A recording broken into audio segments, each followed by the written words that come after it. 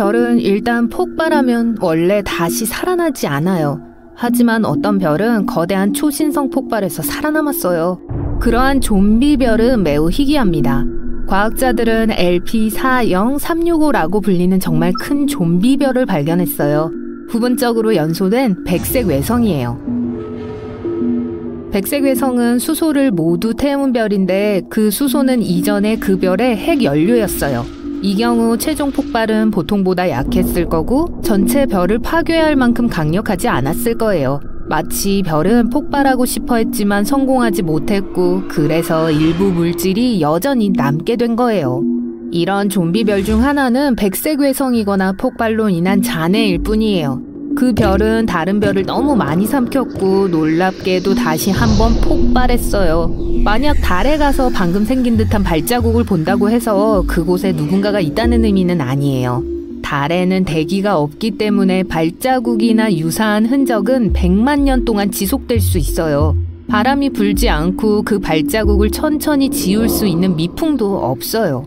우주 공간에서 여러분은 2개의 금속 조각을 손으로 함께 용접할 수 있을 만큼 충분히 강할 거예요. 그런데 그건 힘과는 상관이 없어요. 힘들이지 않고 그냥 같이 누르기만 하면 돼요. 지구 대기 중의 산소는 금속 표면에 얇은 층을 만들어요. 그건 장벽과 같죠. 그래서 이런 속임수가 지구에서는 불가능하지만 우주에서는 완벽하게 논리적이에요.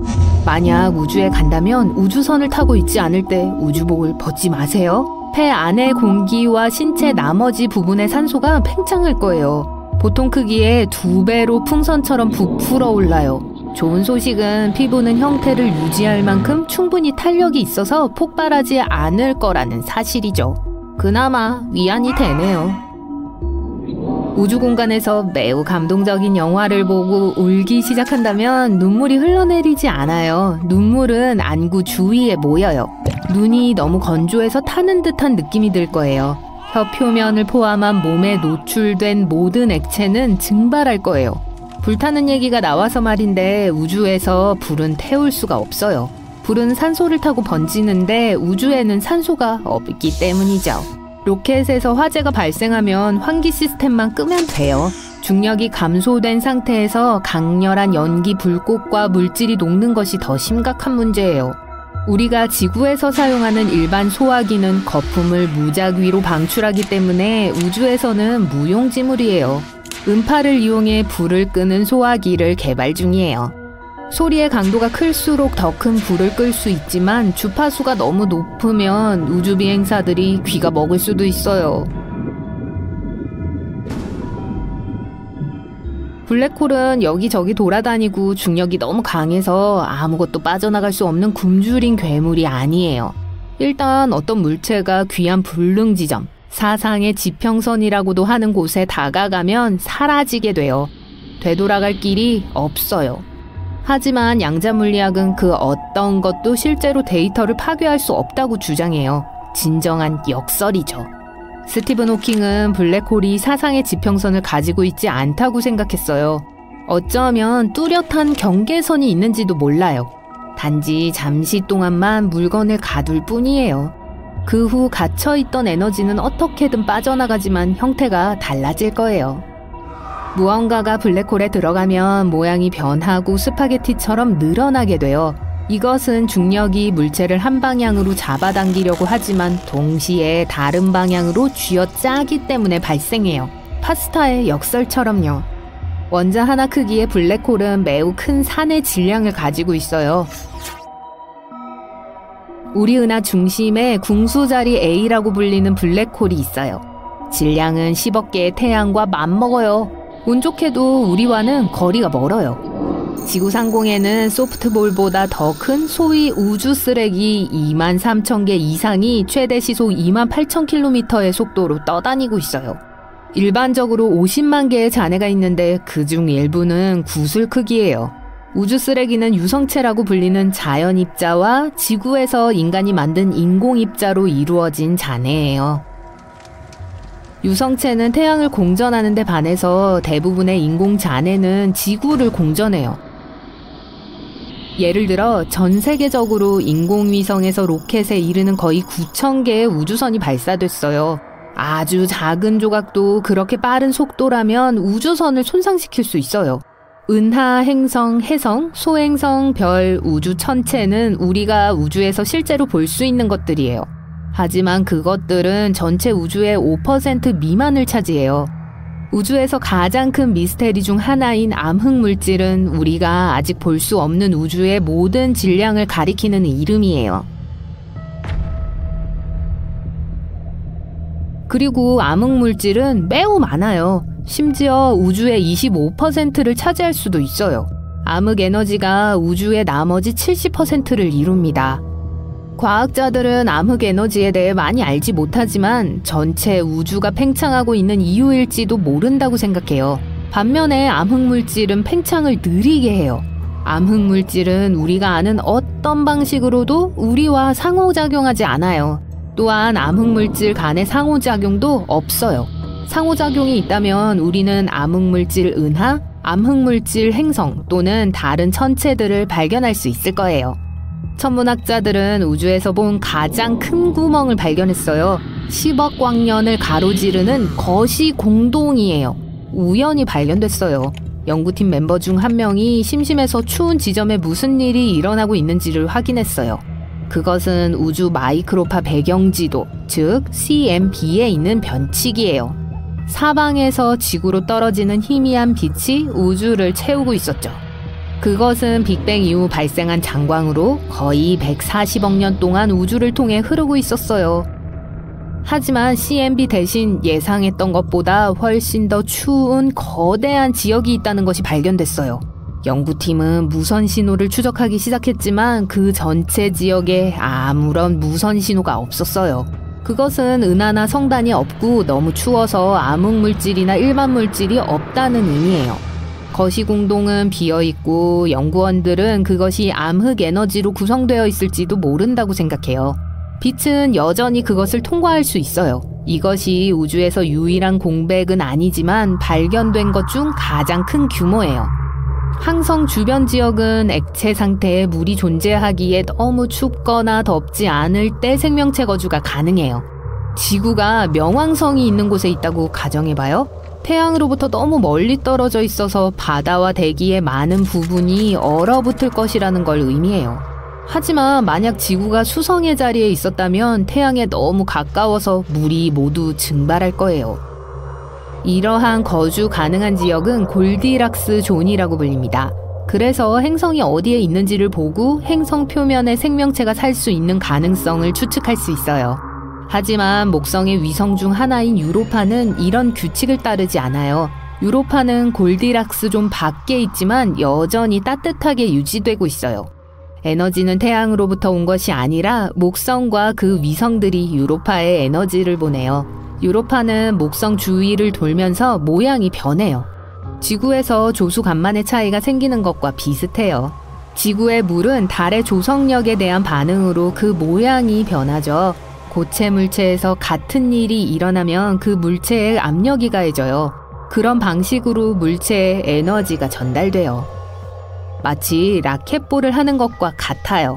워밍업 하는 것처럼 경기를 시작하기 전에 공을 몇 번 칩니다. 공을 칠 때마다 공 모양이 약간 변해요. 유로파의 표면은 얼어있지만 얼음에 균열이 있어요. 얼음이 갈라진 곳에서는 능선을 볼 수 있어요. 그러고 나서 그 얼음 덩어리가 움직이고 다시 얼어요. 겨울에 북극해 위를 날아가면 비슷한 것을 볼 수 있어요. 빙판이 계속해서 깨지고 다시 얼기를 반복하죠. 그래서 유로파는 완전히 얼 수 없어요. 과학자들은 얼음 표면 아래에 액체 상태의 물이 있는 바다가 있을 수 있다고 생각해요. 이런 현상이 일어나는 위성은 유로파뿐이 아니에요. 목성의 또 다른 위성인 이오 또한 이런 조성력 때문에 따뜻해요. 이오는 또한 항상 화산이 분출해요. 그래서 천체를 따뜻하게 하고 에너지를 공급하는 것이 태양뿐이 아니에요. 많은 전문가들이 우주가 지금으로부터 약 30억 년에서 220억 년 후에 종말을 맞이할 것이라는 것에 동의합니다. 우주가 계속 팽창하고 있다는 건 밀집 상태에서 형성됐다는 뜻이죠. 시작이 있다면 아마 끝도 있을 거예요. 그때쯤 우리는 없을 거예요. 인기 있는 이론 중 하나는 팽창이 둔화되고 중력이 우주를 수축시킬 강력한 힘이 될 거라는 거예요. 그것은 완전한 혼란으로 이어질 거예요. 은하, 별, 행성, 천체가 모두 움직이고 충돌하고 결국엔 서로를 파괴할 거예요. 역전된 빅뱅, 엄청난 혼란이죠. 하지만 이번엔 모든 것이 붕괴돼요. 하지만 우울해하지 말고 항상 삶의 밝은 면에 머무르세요. 많은 사람들이 우주로 날아가고 싶어해요. 무중력, 우주에서 보는 지구의 놀라운 광경, 그리고 반대쪽으로 펼쳐지는 무한하고 무시무시한 암흑의 우주. 네, 다 멋지지만 이런 여행이 악몽으로 변할 수 있다는 사실을 잊지 마세요. 산소 부족, 우주에서 떠다니고 우주선에 머무르면서 언제쯤 귀환할 수 있을지 전혀 모르는 상태.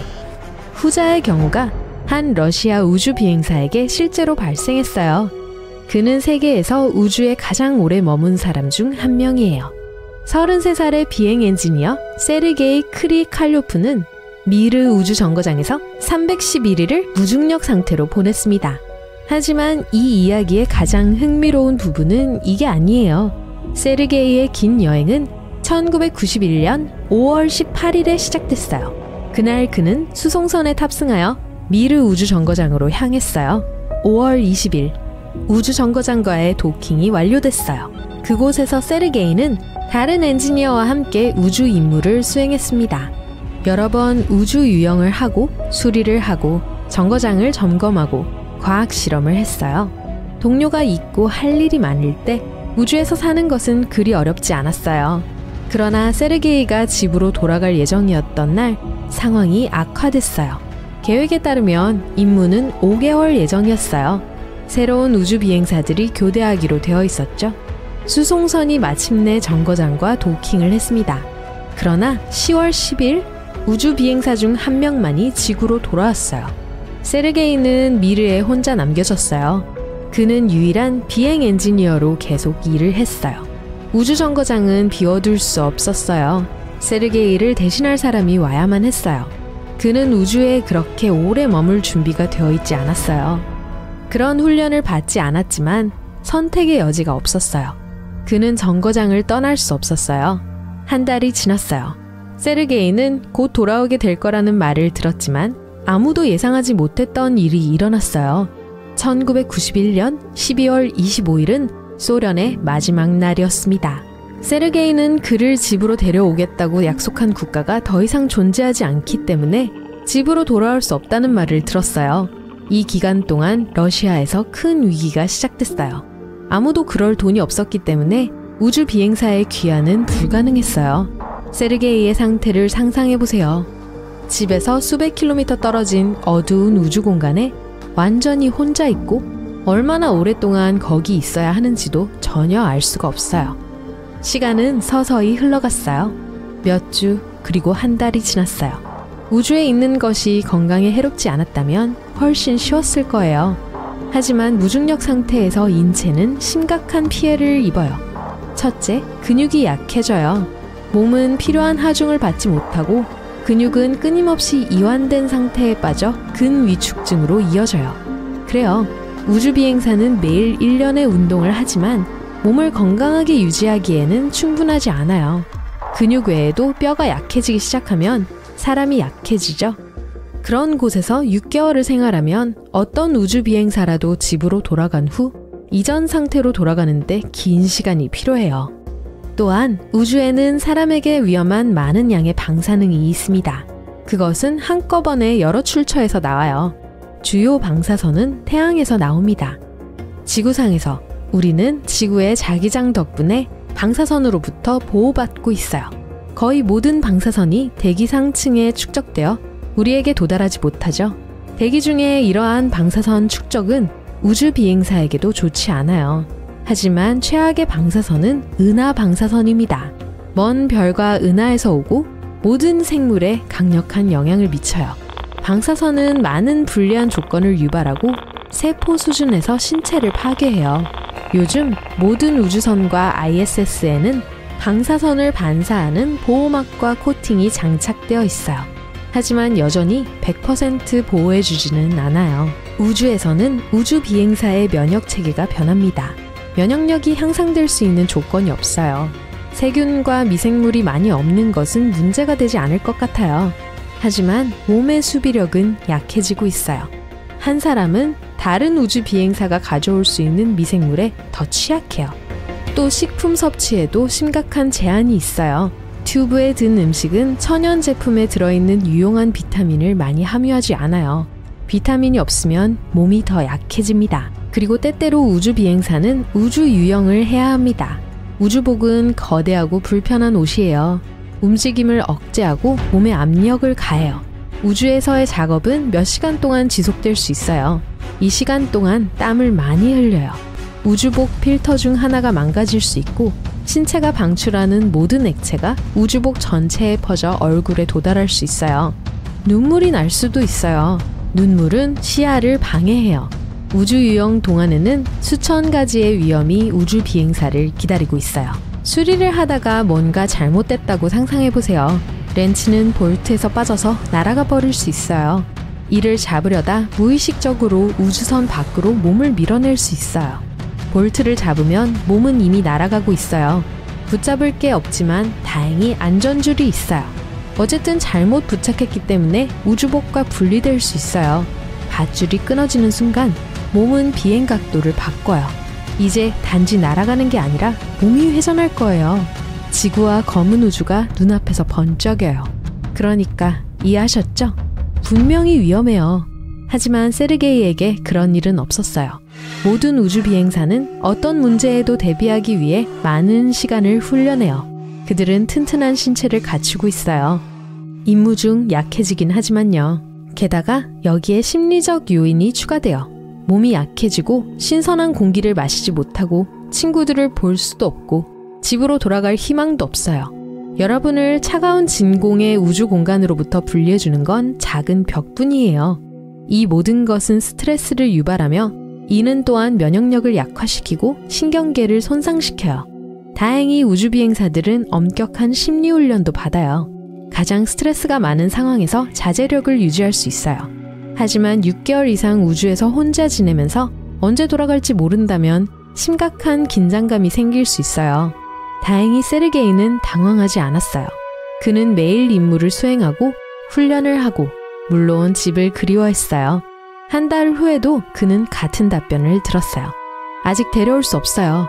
나라가 어려운 상황이에요. 날이 갈수록 그의 사기는 떨어졌어요. 점점 힘이 빠졌어요. 자신이 생존할 수 있을지 확신이 없었어요. 가장 흥미로운 것은 우주정거장에 지구로 돌아가기 위해 개발된 캡슐이 있다는 사실이었어요. 그러나 세르게이는 정거장을 관리할 사람이 아무도 없었기 때문에 그걸 사용하지 않았어요. 러시아는 우주정거장 위치를 다른 나라에 팔았어요. 또한 미르도 팔고자 했어요. 이것은 세르게이가 계속 정거장을 작동시켜야 한다는 의미였어요. 세르게이의 임무는 계획보다 2배나 오래 지속되었어요. 그 결과 우주에서 10개월, 즉 311일을 보내고 세계 신기록을 세웠어요.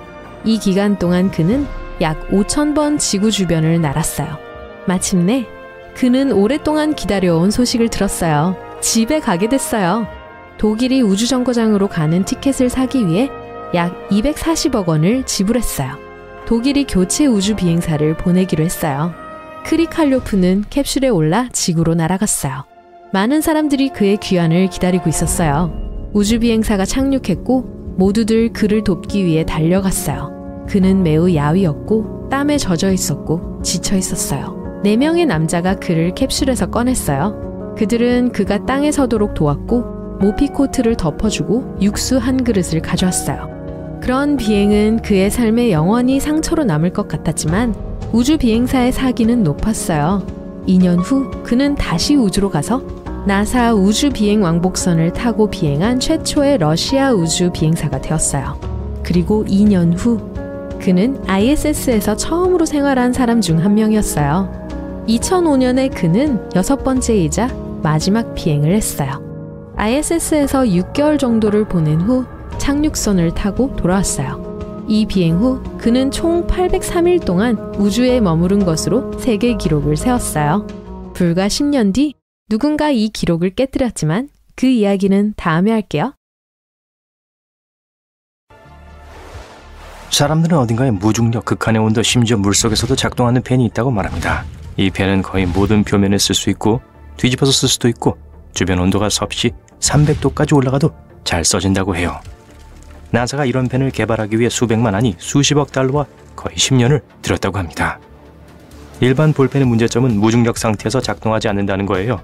잉크가 중력에 영향이 없기에 정상적으로 볼로 흐르지 못해요. 대신 잉크가 저장된 곳에 압력이 생겨서 펜이 새기 시작하죠. 과거에 나사는 연필을 사용했어요. 하지만 나무 연필은 대부분의 우주선에서 화재 위험물로 여겨졌어요. 그 당시 우주선 안의 대기는 100% 산소였기 때문이에요. 그래서 슈퍼펜의 필요성이 분명해 보였죠. 하지만 루머가 뭐라고 주장하든 간에 나사는 그런 펜을 만들지 않았고 연구에 그런 많은 돈을 투자하지도 않았어요. 그 펜의 개발은 시카고에 있는 피셔 펜 회사의 폴 C. 피셔가 우원했어요. 그는 가압 잉크 카트리지를 만들기 위해 10억 원 이상을 거의 10년간 투자했어요. 이 잉크 카트리지는 우주 펜이 무중력과 다른 극한 조건에서 작동할 수 있도록 하기 위한 거였어요. 마침내 섭씨 영하 35도에서 120도의 온도에서 글을 쓸 수 있는 펜을 만들었어요. 정말 놀랍죠? 이 펜은 1966년에 특허를 받았어요. 그리고 1년 후 여러 철저한 테스트를 거친 후 나사는 아폴로 우주 비행사들에게 이 펜을 제공하기 시작했어요. 흥미롭게도 나사가 우주 펜 개발에 엄청난 양의 돈을 쓴다는 소문이 수십 년 동안 떠돌았어요. 여러 번 사실이 아니라고 밝혀졌지만 소문은 계속해서 등장했어요. 많은 공상과학 영화들은 우주에서 일어난 모든 일이 음향 효과를 동반한다고 믿게 만들 수 있어요. 그건 완전히 잘못된 생각이에요. 우주에선 아무도 여러분의 비명을 듣지 못해요. 그 이유를 아세요? 우주엔 공기가 없어요. 거의 완벽한 진공 상태죠. 그리고 음파는 진공을 통해 이동하지 않아요. 음파가 고막에 도달해서 진동시키지 않으면 뇌로 신호가 전달되지 않죠. 하지만 이건 좋은 일이에요. 특히 우주 유영을 하는 우주 비행사들에겐요. 우주에 고요함이 없다면 태양 폭풍의 소음에 계속적으로 압도당할 거예요. 또 한 가지가 있어요. 모든 혜성에 아름답고 긴 꼬리가 있을까요? 그건 단지 널리 퍼진 오해일 뿐이에요. 사실 혜성은 발견하기 매우 어려운 우주 무체예요. 보통 별에서 멀리 떨어진 곳에서 많은 시간을 보내죠. 우주의 어둠 속에서 혜성은 그다지 활동적이지 않고 완전히 얼어 있어요. 혜성은 별에 가까이 가야만 꼬리가 생겨요. 그때부터 기온이 오르기 시작해요. 이 과정은 코마라고 불리는 흐린 대기와 독특한 꼬리를 형성하게 만듭니다. 꼬리는 항상 혜성에 영향을 미치는 별의 반대 방향을 가리켜요. 태양 복사와 태양풍에 의해 꼬리가 반대 방향으로 날아가기 때문이죠. 그렇기 때문에 꼬리는 종종 뒤를 따르는 게 아니라 종종 혜성의 앞에 있는 거예요. 이제 광년을 살펴보겠습니다. 바로 이 개념은 우리가 시간에 대해 이야기한다고 믿게 만들어요. 하지만 실제로 광년은 거리를 측정해요. 나사는 광년을 다음과 같이 정의합니다. 일직선으로 움직이는 빛줄기가 1년 동안 이동하는 총거리. 그리고 빛은 초당 30만 킬로미터의 속도로 움직이기 때문에 1광년은 거의 10조 킬로미터와 같아요. 직접 계산해 보세요. 사람들은 우주에서 무중력을 경험한다고 종종 믿습니다. 그래서 우주 비행사들은 국제 우주 정거장에서 무중력 상태를 느낀다고요? 하지만 그건 정확히 사실이 아니에요. 중력은 우주에 존재하는 가장 중요한 힘 중 하나입니다. 중력 덕분에 다른 지구 주변을 돌고 태양은 우리의 고향 은하로부터 멀리 떠내려가지 않아요. 그러나 국제 우주 정거장의 우주 비행사들은 완전한 중력이 아닌 마이크로 중력, 즉 아주 적은 중력을 경험합니다. 우주 정거장의 중력은 지구 표면의 중력보다 겨우 10% 정도 약해요. 하지만 우주 비행사들은 계속해서 자유낙하를 해요. 우주선 안에 있는 사람들 그리고 안에 실린 모든 물체들은 계속해서 앞으로 떨어집니다. 아래로가 아니라 특정 궤도를 따라 지구 주위에서요. 그리고 모두 함께 떨어지고 있기 때문에 승무원들과 안에 있는 물건들이 떠다니는 것처럼 보여요. 그래서 우주 비행사들이 손끝으로 수백 킬로그램 되는 무거운 물건을 옮길 수 있는 거예요. 그리고 비록 미세 중력이 종종 무중력이라고 불리긴 하지만 둘은 매우 다릅니다. 태양은 항상 불타고 있는 것처럼 보일 수도 있어요. 적어도 사진 속에선 그렇게 보여요. 하지만 실제로 우리 태양은 거대한 가스 덩어리예요. 전 그 기분 알아요. 핵에서 일어나는 핵 반응은 항상 태양이 불타고 있는 것처럼 보이게 해요. 매초 수억 톤의 수소가 거의 그만큼의 헬륨으로 전환됩니다. 이 과정에서 엄청난 양의 에너지가 감마선으로 방출돼요. 그러고 나서 이 광선은 빛으로 변해요. 다른 말로 하자면 태양은 눈부신 빛과 놀라운 열을 발산해요. 하지만 실제로 불타고 있는 건 아니에요. 왜냐하면 그 과정에 산소가 관여하지 않기 때문이죠. 사람이 우주복 없이 우주 공간으로 나가면 폭발할까요? 글쎄요. 일반적인 믿음과는 달리 우주 유형 중에 우주복을 벗는 것은 영화에서 자주 묘사되는 것만큼 드라마틱하지 않을 거예요. 보호장치 없이 사람은 우주에서 15초면 산소 부족으로 의식을 잃을 거예요. 그런 일이 일어나기 전에 가능한 한 많은 공기를 내쉬어야 할 거예요. 그렇지 않으면 산소가 내부의 폐를 손상시킬 거예요. 그러면 작은 우주선과 같은 우주복의 보호 없이는 몸 안의 압력이 떨어집니다. 이건 더 심각한 문제를 일으킬 거예요. 그러니 비록 폭발하진 않겠지만 너무 오랫동안 밖에 있고 싶지 않을 거예요. 블랙홀은 거대하고 무서운 우주 진공 청소기라고들 합니다. 하지만 실제로 블랙홀은 파리 지옥 풀과 비슷해요. 먹을 것을 찾아 나서지 않죠. 대신 꽤 수동적으로 머물러 있어요. 별이 너무 가까이 올 때에만 블랙홀이 활동을 시작해요.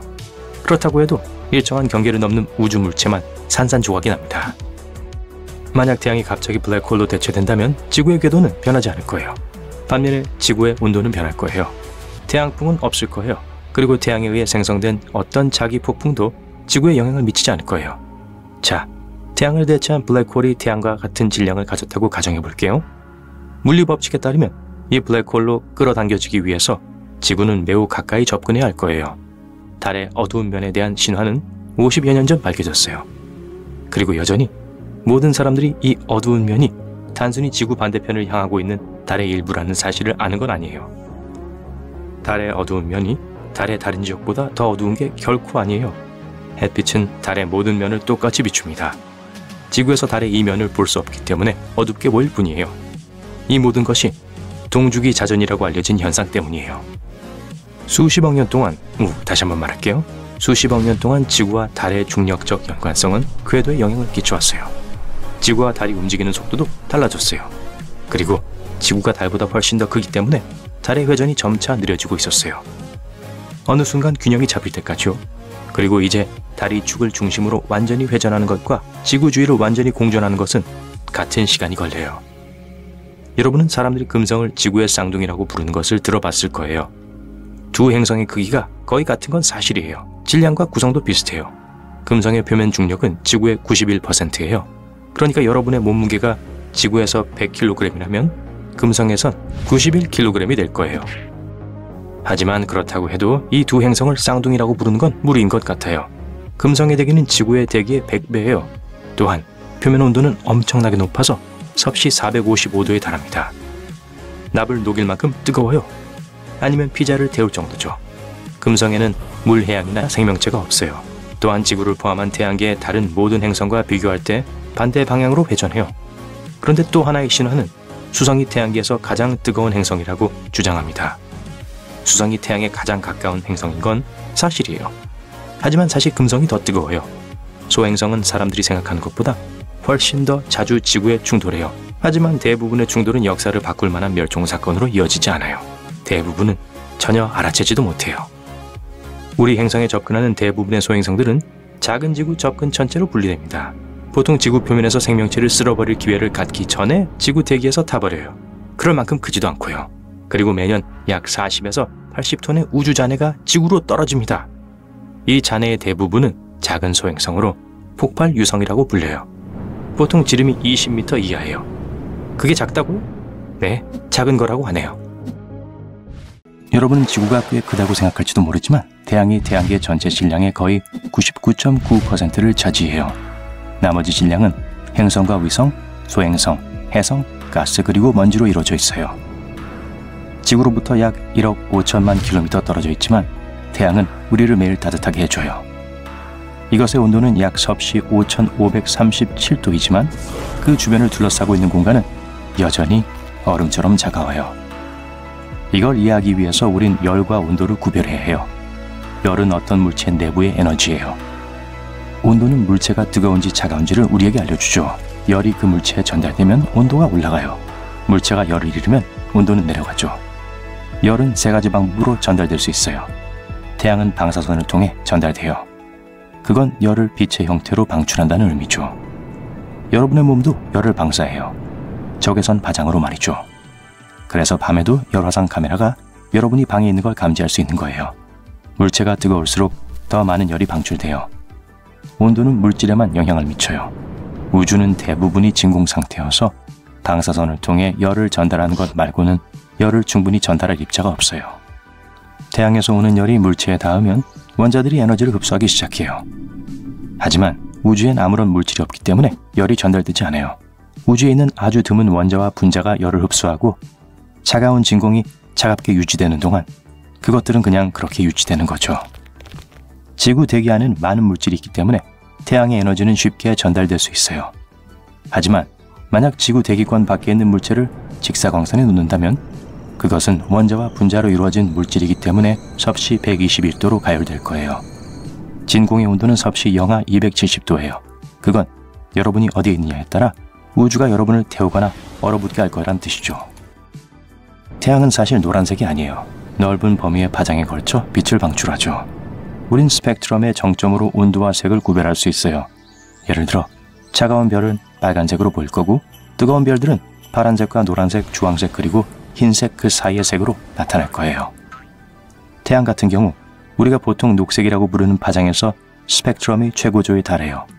하지만 우리 눈은 그걸 달리 인식하죠. 그래서 스펙트럼의 다른 파장과 결합한 이 녹색과 스펙트럼의 다른 파장의 결합이 인간의 눈에는 하얗게 보일 거예요. 우린 일반적으로 태양을 노란색으로 인식하는데 그건 우리의 대기가 붉은 빛보다 푸른 빛을 더 효율적으로 산란시키기 때문이에요. 일출과 일몰 동안 놀라운 광경을 선사해주는 태양의 스펙트럼에는 붉은 빛이 더 많이 있어요. 흑점은 평균적으로 태양 그 자체보다 훨씬 차가운 태양의 가시표면의 일부예요. 이것들은 증가된 자기장이 있는 부분과 겹쳐요.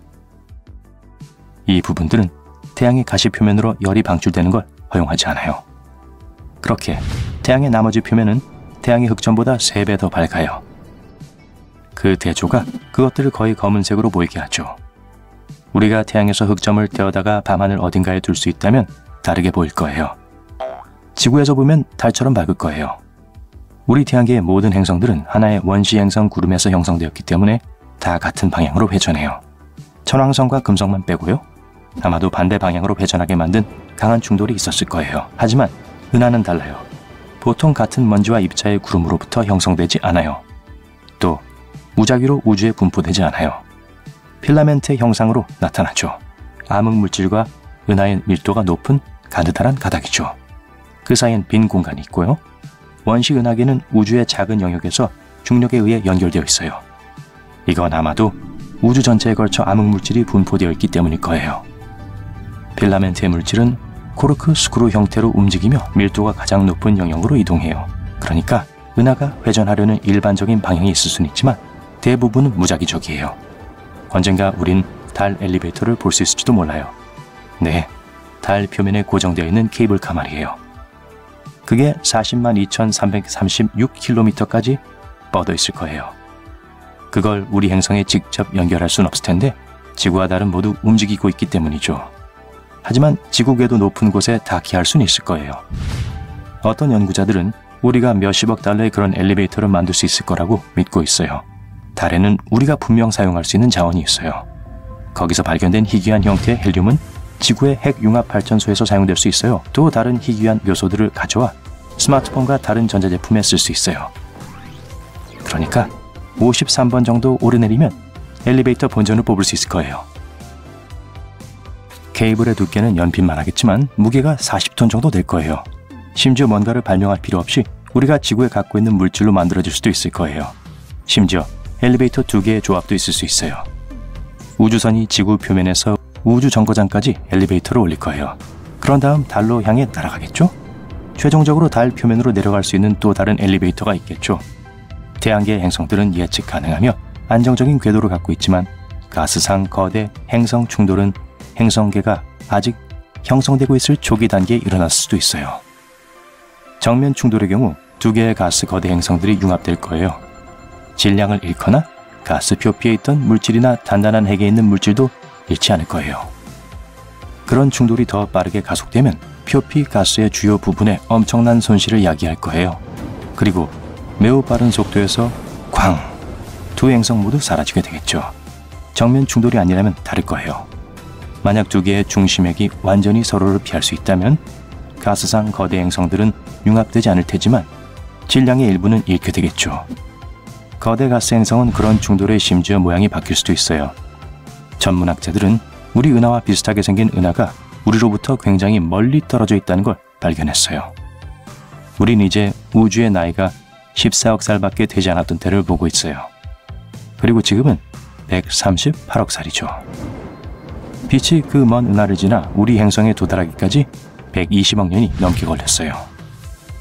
이 은하는 평화롭고 안정적이며 놀라울 정도로 혼란스럽지 않아요. 초기 단계에서 상당히 격동적이었던 다른 모든 은하들과는 다르게 말이죠. 우리 은하를 벗어나려면 우리 은하 중심에서 25,000광년 멀리 여행을 가거나 또는 수직으로 500광년 가야 해요. 우리 은하는 약 10만 광년의 별들의 원반이며 두께는 1000광년이에요. 이곳의 중심성인 태양은 은하의 중심에서 반쯤 떨어져 있고 원반 중심에서 수직 방향으로 가까이 위치했어요. 은하를 떠나려면 우린 은하를 둘러싸고 있는 늙은 별, 확산가스, 그리고 구성성단인 헤일로부터 벗어나기 위해서 그것의 가장자리보다 더 멀리 나가야 해요. 만약 더 멀리 나아가 우리 은하를 다 보고 싶다면 수직으로 48,000광년을 더 여행해야 할 거예요. 지금으로선 그곳에 보낼 망원경조차 없어요. 행성을 먹어치우는 중심성들이 있어요. 우리의 태양계는 다른 많은 행성계와는 달리 안정적이에요. 그래서 지구나 다른 행성이 궤도를 벗어나 태양 쪽으로 갈 걸 두려워할 필요가 없어요. 하지만 우리 태양과 비슷한 궤도를 도는 별을 가진 다른 행성계의 적어도 4분의 1은 꽤 혼란스러운 과거를 가지고 있어요. 그중 일부는 주변을 돌아다니곤 했던 행성이 있어요. 그리고 이들의 예측할 수 없는 이동이 몇몇 다른 행성의 경로를 방해했거나 심지어 그것들을 궤도 밖으로 밀어냈을지도 몰라요. 그건 아마 일부 행성들이 중심성으로 떨어졌을 수도 있다는 뜻이죠. 그런 일이 일어나면 행성은 항성의 바깥층에 용해되는데 이는 바로 먹히는 걸 의미해요. 자, 여러분은 블랙홀 가운데로 떨어져서 슬픈 종말을 준비하고 있어요. 잠깐만요. 그럴 필요 없어요. 블랙홀에 떨어진다고 해서 꼭 여러분과 우주선이 파괴되는 것은 아닙니다.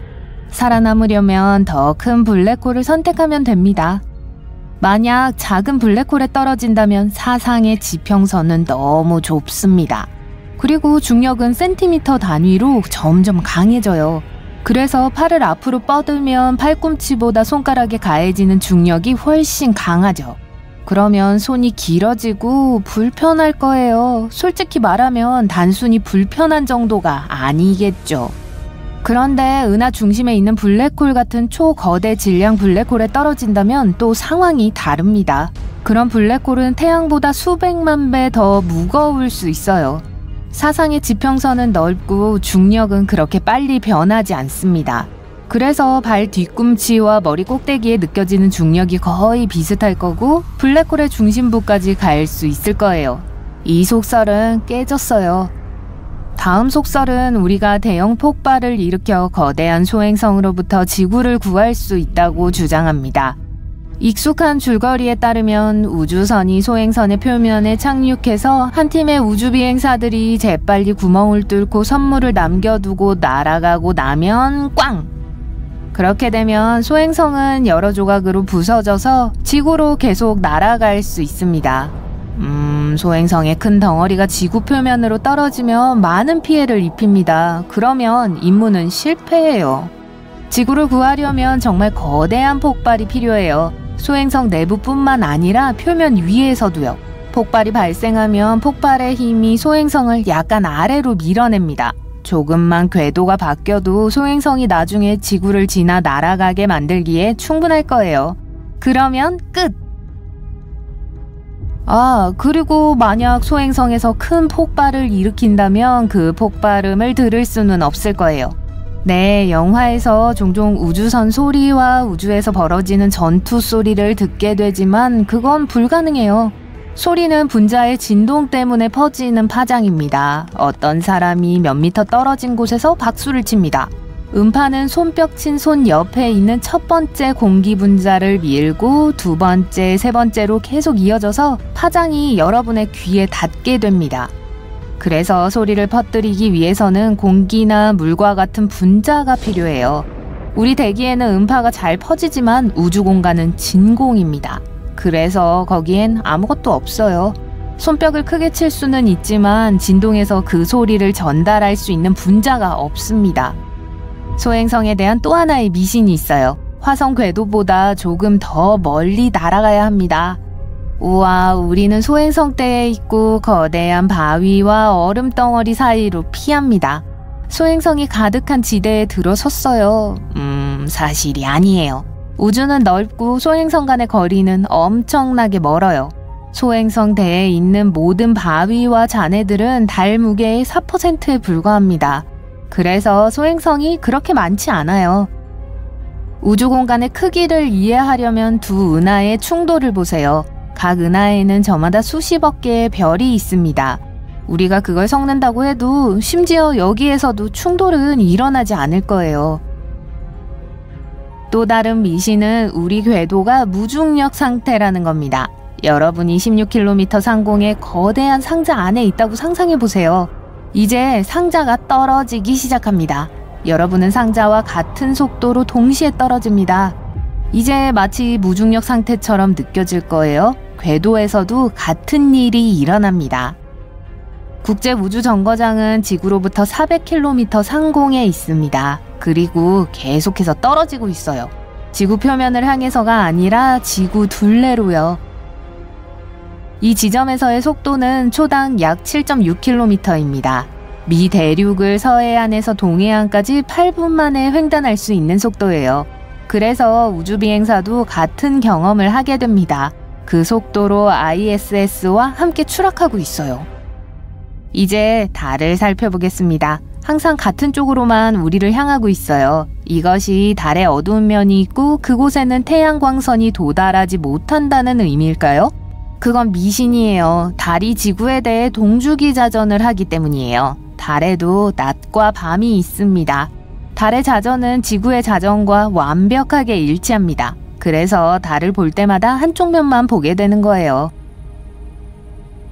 달에도 태양이 비치는 날이 있기 때문에 달의 어두운 면이 아니라 그저 반대편일 뿐입니다. 그곳에 사진도 있어요. 그리고 태양계 전체에서 가장 큰 분화구 중 하나인 남극 에이트겐 분지가 있습니다. 텍사스주 2개의 크기만큼 큽니다. 사실이 아닌 것으로 밝혀진 한 가지 속설은 사람들이 실제로 달에 간 적이 없다는 것입니다. 이것은 달에 갔었던 최초의 우주 비행사들이 입었던 실제 우주복입니다. 신발 밑창을 보세요. 어떤 사람들은 이 신발이 달에 그런 발자국을 남겼을 리가 없다고 주장합니다. 하지만 가능해요. 달 우주 비행사들은 우주복 위에 부츠를 더 신었고 그 부츠의 밑창은 달에 있는 발자국과 완벽하게 일치했습니다. 우주 비행사들은 달에서 떠날 때 모든 물건을 다 가져오지 않았어요. 많은 물건을 남겼어요. 심지어 무게를 줄이기 위해 달 모듈에 있는 좌석의 팔걸이도 버리고 왔습니다. 현재 달에 있는 인간이 버린 쓰레기의 총 중량은 월면 작업차, 우주선 잔해, 로켓단, 달 탐사선을 포함하여 약 187톤입니다. 보잉 737 3대의 무게예요. 다음 속설은 여름에 관한 것입니다. 지구가 1년마다 태양에 가장 가까운 거리로 접근하기 때문에 더운 계절이 옵니다. 태양은 지구를 더 뜨겁게 하고 우리는 해변으로 향하죠. 하지만 사실이 아니에요. 지구의 축을 그려보세요. 한쪽으로 약간 기울어져 있어요. 그리고 지구의 축이 태양으로부터 멀어질 때 겨울이 옵니다. 하지만 시간이 지나면서 축은 뜨거운 별 쪽으로 기울어집니다. 그러면 태양광선이 지구를 가열하는 각도로 비추기 때문에 더워집니다. 하지만 지구와 태양과의 거리가 변하는 것은 사실이에요. 지구 궤도가 완벽한 원이 아니고 약간 납작한 타원이기 때문이죠. 보통 지구에서 태양까지의 거리를 약 1억 5천만 킬로미터라고 생각합니다. 하지만 이 거리는 우리가 지나가는 궤도의 지점에 따라 500만 킬로미터 이상 길거나 짧을 수 있어요. 태양에 관한 또 하나의 속설은 태양이 노란색이라는 거예요. 이번에는 우주로 가보죠. 창밖을 내다보면 흰색이에요. 태양은 지구 대기의 필터를 통해서만 노란색으로 보입니다. 대기의 구성과 두께는 태양의 빛을 왜곡시켜요. 하지만 별들의 색깔은 다양해요. 기온이 낮은 별들은 밝은 오렌지색과 빨간색입니다.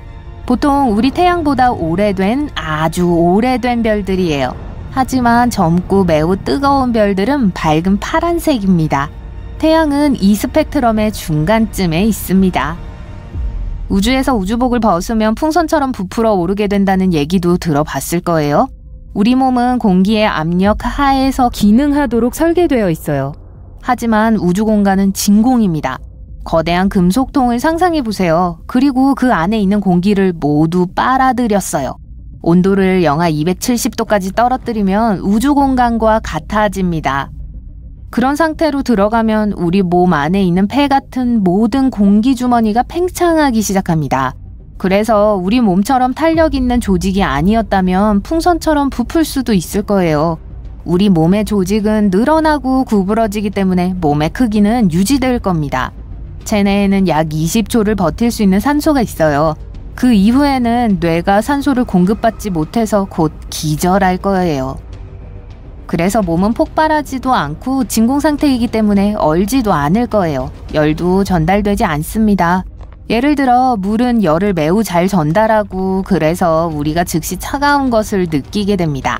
하지만 같은 온도의 공기는 훨씬 더 편하게 느껴질 거예요. 우주의 진공 상태에서는 초저온 현상은 문제가 되지 않을 겁니다. 훨씬 더 나쁜 것은 태양 복사열입니다. 지구에는 대기권이 방사선 방패막이 됩니다. 해로운 광선을 차단하죠. 우주에서는 무방비 상태가 됩니다. 또 다른 미신은 휴대폰과 관련이 있습니다. 사람들은 친구에게 전화를 걸면 전화기가 우주로 신호를 보낸다고 생각해요. 인공위성이 신호를 포착해서 친구 핸드폰으로 거울처럼 비춰준다고 말이죠. 이건 사실이 아닙니다. 하지만 세상에는 그런 방식으로 작동하는 위성 전화기가 있습니다. 그러니까 우리가 휴대폰으로 전화를 걸 때 신호는 하나의 기지국을 통해 다른 기지국으로 전송되어서 상대방의 전화기까지 도착하는 방식입니다. 1977년 9월입니다. 여러분은 북미에서 출시된 최초의 비디오 게임 중 하나를 플레이하고 있어요. 밖으로 나와보니 이웃 전체가 보이저 1호의 발사를 기다리고 있습니다. 날씨가 아주 화창해서 눈을 가늘게 뜨고 무슨 일이 일어나고 있는지 하늘을 봅니다. 여러분은 발사장 근처에 살고 있어요. 여러분도 간식거리를 챙겨 들고 보이저가 우주로 이륙하는 것을 지켜봅니다. 여러분은 크게 감명을 받았고 평생을 나사와 함께 일하는 데 바치기로 결심합니다. 35년 후 여러분은 이제 보이저 1호를 담당하는 나사의 고위 관리입니다. 2012년이고 여러분은 동료들과 함께 통제실에 앉아 있습니다. 모두가 컴퓨터 화면을 바라보면서 보이저와 함께 일을 하고 있습니다. 여러분은 모든 것이 내려다 보이는 곳에 앉아서 모든 시스템이 제대로 작동하는지 확인합니다. 오늘은 특별한 날입니다. 보이저 1호가 태양계의 가장 바깥쪽 부분을 가리키는 태양권을 막 벗어나려고 하고 있거든요. 태양권은 태양에서 나오는 태양풍의 영향을 받는 우주 공간의 범위입니다. 2021년 보이저 1호는 지구에서 220억 킬로미터 떨어져 있었고 이는 태양으로부터 153 천문 단위 떨어져 있는 것과 맞먹습니다. 1 천문 단위는 태양과 지구 사이의 거리입니다. 이 우주선은 원래 천왕성, 토성, 목성 옆을 날아서 행성들의 중력에 따라 이 행성에서 저 행성으로 이동하도록 되어 있었습니다.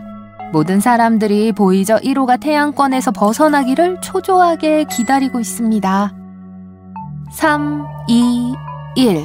이제 공식적으로 벗어났습니다. 모든 시스템이 정상 작동 중입니다.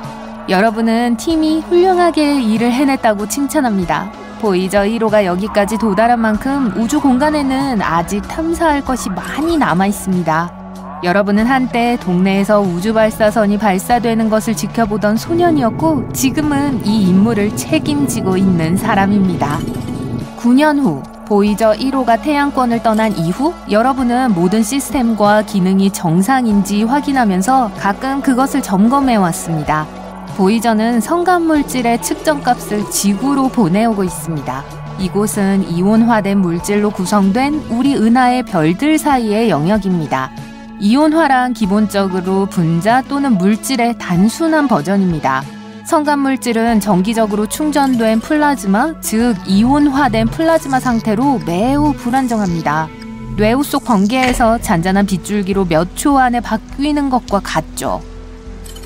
우주 공간의 플라즈마는 걸러내기 어렵다는 점에서 지구의 플라즈마와 다릅니다.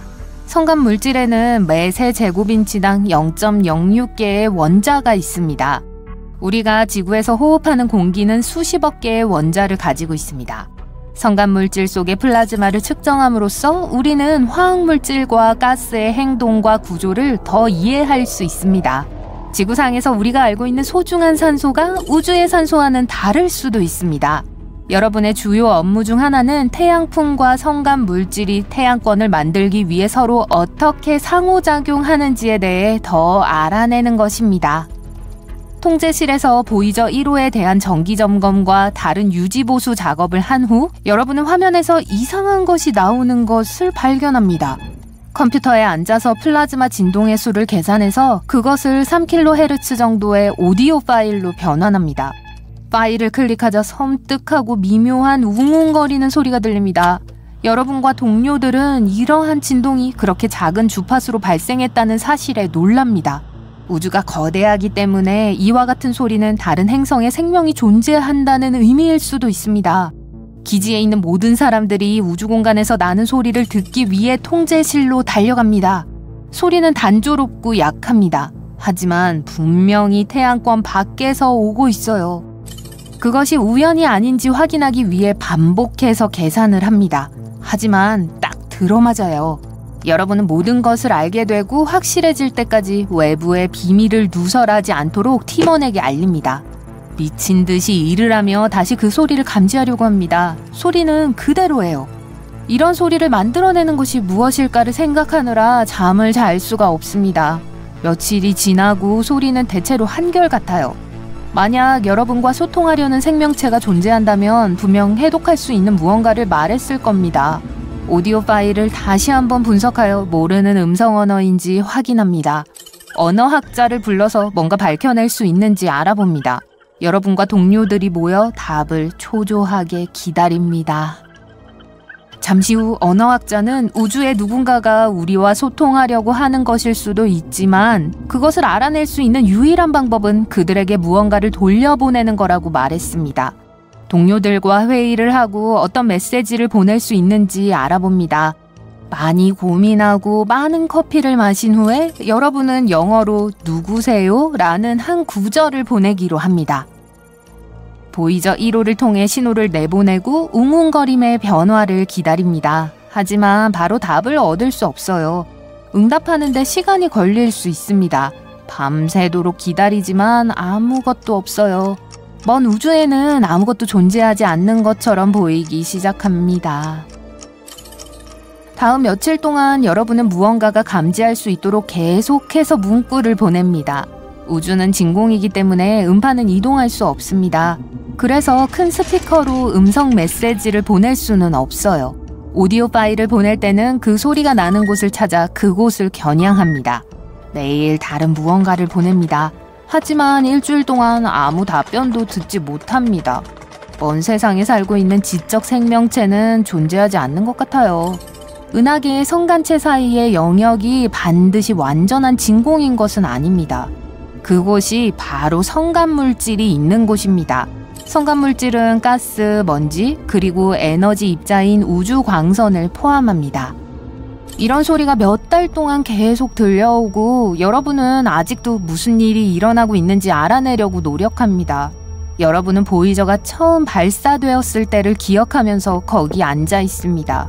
비디오 게임을 하다가 밖으로 뛰쳐나갔던 것을 떠올립니다. 태양 때문에 제대로 볼 수 없었어요. 그러다가 여러분은 그 자리에 얼어붙어 유레카의 순간을 맞이합니다. 여러분은 과거에 적어놓은 노트를 살펴봅니다. 대답은 항상 여러분 앞에 있었어요. 때때로 태양은 성간 우주의 플라즈마를 진동하게 만드는 에너지의 폭발을 내보냅니다.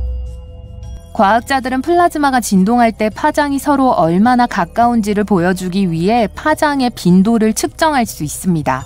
그리고 그 웅웅거림이 처음 들렸던 그날 태양으로부터 불규칙한 주파수가 왔습니다.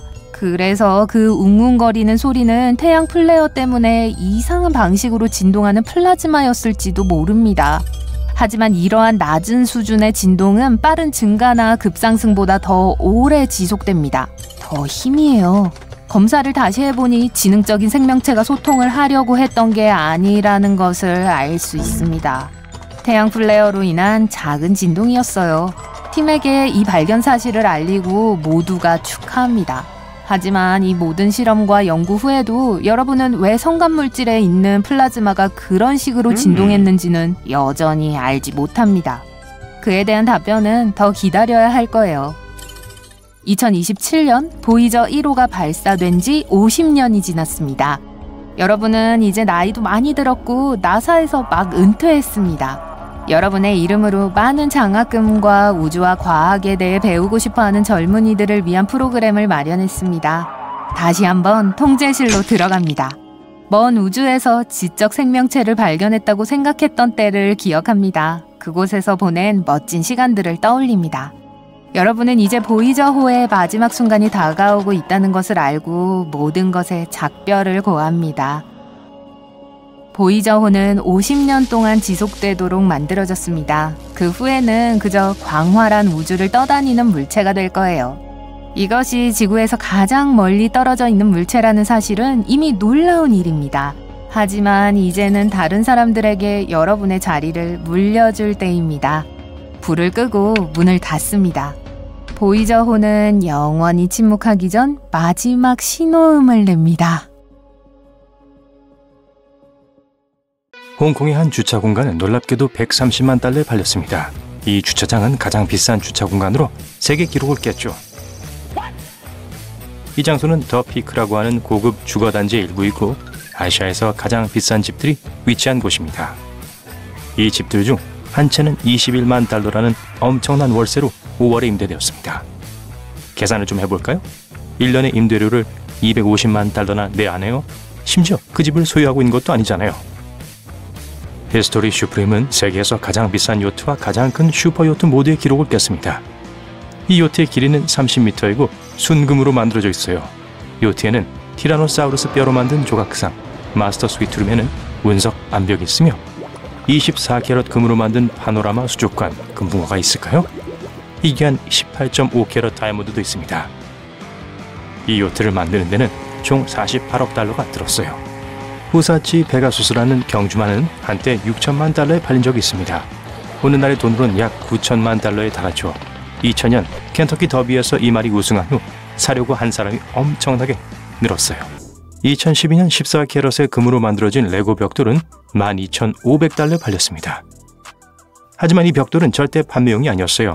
레고 회사에서 장기근속 직원들에게 준 선물이었죠. 코이누어 다이아몬드는 세상에서 가장 값진 보석이며 사실은 값을 매길 수도 없습니다. 이 109캐럿짜리 다이아몬드는 무게가 28g 정도이며 영국 왕관 보석의 메인 다이아몬드죠. 멕시코 로스카보스에서는 타코 하나에 25,000달러를 내야 합니다. 미슐랭 스타 셰프가 만든 타코로 재료로는 벨루가 캐비어, 고베 쇠고기, 24캐럿 금박으로 만든 토티아 등을 쓰죠. 이걸 진짜 먹나요? 하룻밤에 15만 달러를 내야 하는 러버스딥 럭셔리 서브머린 호텔은 세계에서 가장 비싼 호텔입니다. 세인루치아 해안의 산호초에 위치한 수중 호텔이죠. 여기까지는 잠수함을 타고 가야 해요. 대신 개인 선장, 개인 주방장, 집사뿐만 아니라 비싼 추가 음식도 그 가격에 포함되어 있습니다. 인원은 덤이고요. 2016년 11월 리플리의 Believe It or Not은 경매에서 팔린 가장 비싼 드레스로 기네스 세계 기록을 세웠습니다. 이건 마릴린 monroe가 존 F 케네디 대통령의 45번째 생일에 생일 축하 노래를 불렀을 때 입었던 드레스였죠. 이 진 루비 드레스에는 2,500개의 크리스탈과 손으로 꿰맨 큐빅이 6,000개나 달려 있었다고 해요. 그리고 50만 달러 이상에 낙찰되었다고 합니다. 친구들에게 자랑한 근사한 차를 찾고 계시다고요? 페라리 250 GTO가 어떠신가요? 이 차는 독일의 레이싱 드라이버 크리스티안 글렐젤로가 개인적으로 7천만 달러에 구매했어요. 무엇보다도 1964년 투르 드 프랑스에서 우승하는 등 모터스포츠에서 엄청난 역사를 썼죠. 그리고 고장난 적이 없는데 이로 인해 이 차의 가치가 이렇게 높은 것이라고 전문가들은 말합니다. 한 여성은 미용실 때문에 이탈리아에서 영국으로 날아가 16,400달러를 쓴 적이 있습니다. 공항까지 가는 리무진, 머리 마사지, 개인 맞춤형 헤어 제품, 그리고 점심 식사도 포함된 값이죠. 지난 2019년 일본의 조밥 장인이 참다랑어를 사기 위해 310만 달러를 냈습니다. 기록적인 값이죠. 이 278kg짜리 생선은 도쿄의 생선시장에서 팔렸습니다. 어마어마하네요. 중국의 농업과학자들이 개발한 심천 농케오키든 2005년에 대서특필이 되었습니다. 이 꽃을 만드는 데는 8년이 걸렸고 4, 5년에 한 번씩 만개를 하죠. 그리고 누군가가 29만 달러를 내고 이 꽃을 꺾었을 때 가장 비싼 꽃이 되었습니다. 유명한 음악가 피터 시들로프는 오늘날 오직 10개만 남은 스트라디바리우스 비올라 중 1개를 온전하게 소유했습니다. 2014년에 최소 4,500만 달러의 호가로 경매에 나왔죠. 확정된 구매자는 아직 없어요. 그러니 세계에서 가장 비싼 악기를 손에 넣을 기회는 아직 있습니다. 가장 비싼 곰인형은 루이비통의 스티프 곰입니다. 2000년에 한 개가 무려 18만 2천 달러에 팔렸죠. 레오나르도 다빈치의 그림이 경매에서 4억 5천만 달러 이상을 긁어모은 사건은 헤드라인을 장식했습니다. 19분간의 긴 입찰전 끝에 살바토르 문디라는 그림이 사우디아라비아의 왕세자에게 팔렸죠. 하지만 전문가들은 다빈치가 이 그림을 실제로 그린 것일지에 대해 논쟁하고 있습니다. 이 작품이 분실된 작품의 복제품이라고 믿는 사람들이 많거든요. 지금까지 지어진 집들 중 가장 비싼 것은 거물 사업가 무케시 안바니의 집입니다. 인도에서 가장 부유한 사람으로 유명한 그는 2012년 뭄바이에 37만 평방미터짜리 집을 지었습니다. 27층짜리 건물이며 223억 달러의 가치가 있다고 해요. 스파, 168대가 들어가는 차고, 50인용 극장, 헬기장 3개, 무도회장, 2층짜리 레크리에이션 센터, 물론 정원 테라스도 있습니다. 하나에 무려 840만 달러가 넘는 부활절 달걀이 있습니다. 1000개가 넘는 다이아몬드로 표면이 덮여있고 안에는 18캐럿짜리 금구슬도 있는데 또 그 안엔 금빛 올리브 나뭇가지 위에 앉아있는 크리스탈 비둘기가 들어있어요. 가장 비싼 보드게임은 특별 모노폴리 세트입니다. 이 보드게임은 23캐럿짜리 금, 루비, 사파이어로 장식되어 있습니다. 주사위에만 다이아몬드 42개가 박혀있죠. 값은 20만 달러 정도가 될 거예요. 이탈리아 살레르노에서는 피자 한 판의 가격이 12,000달러에 달합니다. 루이 13세 피자는 만드는데 총 72시간이 걸려요. 주문을 하면 피자 셰프, 소믈리에, 한정판 전용 식기와 접시가 모두 집에 나타나죠. 블랙 아이보리 커피는 보통 파운드당 1,500달러 선에서 판매되지만 제조 과정을 알면 더 망설여질 수 있어요. 커피콩이 코끼리의 소화관을 통과해야 하거든요. 코끼리의 위산이 독특하고 부드러운 맛을 내는 커피 단백질을 분해합니다. 커피를 마실 머그잔을 찾고 계시나요? 세계에서 가장 화려한 커피 머그잔은 네슬레에서 만든 것입니다. 23캐럿짜리 금으로 만들어졌고 가격은 놀라지 마세요. 33,000달러입니다. 미국의 주간 고속도로 시스템은 역대 가장 비싼 메가 교통 프로젝트였습니다. 완성하는데 46년이 걸렸고 약 5천억 달러가 들었습니다. 하지만 제대로 성과를 거뒀습니다. 이 시스템은 1달러당 6달러 이상을 벌어 경제적으로 보상을 받을 수 있었죠. 2019년 파텍 필립 시계가 경매에서 3,100만 달러에 팔리며 새로운 기록을 세웠습니다. 이 유일무이한 시계는 특별히 자선 경매를 위해 만들어졌는데 이로 인해 입찰 가격을 올릴 수 있었어요. 이름에서 알 수 있듯이 빌리네어 꾸티르 우산은 세계에서 가장 비싼 우산입니다. 방수 악어 가죽으로 만들어졌고 가격은 5만 달러입니다. 350만 달러는 세계에서 가장 유명한 이 웨딩드레스에 붙은 가격입니다. 흘러내리는 듯한 망토와 사랑스러운 목선이 아름다운 이 드레스는 사라 버튼이 현 시대 가장 유명한 테니스 선수 중 한 명을 위해 디자인한 것이죠. 유바리 킹멜론은 하나에 14,000달러까지 아주 비싸게 팔리고 있습니다. 이 과일은 세계 특정 지역에서만 재배가 가능하며 가격만큼이나 독특한 단맛을 자랑합니다. 하와이는 미국에서 살기에 가장 비싼 주입니다. 가장 큰 이유는 이 섬이 태평양 한가운데 있기 때문이죠. 기본적으로 어떤 물품이든 본토 반대편으로 운송해야 하기 때문에 비용이 더 많이 듭니다. 세계에서 가장 비싼 트레이딩 카드는 1952년 탑스 미키 멘틀 카드입니다. 멘틀은 1951년부터 1968년까지 뉴욕 양키스의 중견수이자 1루수로 뛰었죠. 그는 아메리칸 리그에서 가장 가치 있는 선수로 3번이나 선정되었습니다. 유통되고 있는 것으로 추정되는 거래 카드는 3장뿐입니다. 롭 고우는 2020년 11월에 입이 딱 벌어질 정도의 가격인 520만 달러의 그 카드들 중 하나를 샀습니다. 다음으로 세계에서 가장 비싼 강아지 1위는 사모예드입니다. 세르비아 출신인 이 강아지는 사랑스러운 성격으로 유명합니다. 가격은 600달러에서 3,000달러 사이입니다. 한 헤지펀드 매니저가 미국 역사상 가장 비싼 집을 샀습니다. 뉴욕 맨해튼의 센트럴파크 옆에 위치한 빌딩의 꼭대기 4층을 2억 3,800만 달러에 구입했는데요. 가구가 완비되지 않았기 때문에 여기엔 장식, 가구, 비품 비용도 포함되어 있지 않았어요. 이 남자는 또한 뉴욕, 플로리다, 일리노이에서 가장 비싼 주택을 구입한 기록도 보유하고 있습니다. 세계에서 가장 비싼 오토바이는 니만 마커스 리미티드 에디션 파이터입니다. 초기 가격은 11만 달러로 경매에 나와 있어요. 하지만 니먼 마커스는 명품 백화점 체인이기 때문에 나중에 1,100만 달러에 팔릴 정도로 많은 언론과 관심을 받았습니다.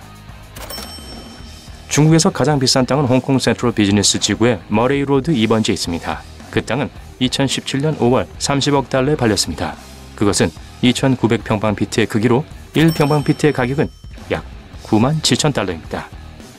자하 하디드 건설에서는 이 자리에 지을 36층짜리 고층 빌딩을 설계하고 있다고 해요. 정말 비싼 건물이 되겠죠.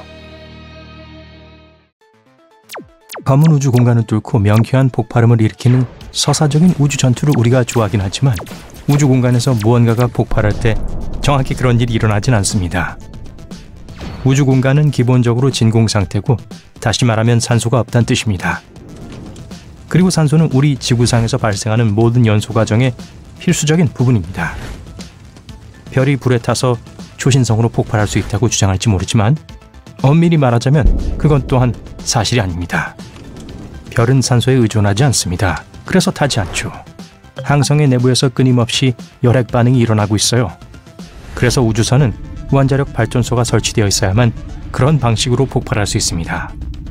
그렇지 않으면 우리가 얻을 수 있는 유일한 특수효과는 눈 깜짝할 사이에 사라지는 짧은 섬광뿐입니다. 종종 우주선에 실리는 액체 산소는 우주의 진공 상태에서 매우 빨리 타버립니다. 폭발음에 대해서 말하자면 산소는 여기서도 중요한 역할을 합니다. 소리는 공기 분자들이 서로 부딪힐 때만 이동합니다. 우주에는 공기가 없기 때문에 모든 과정은 완전히 조용할 거예요.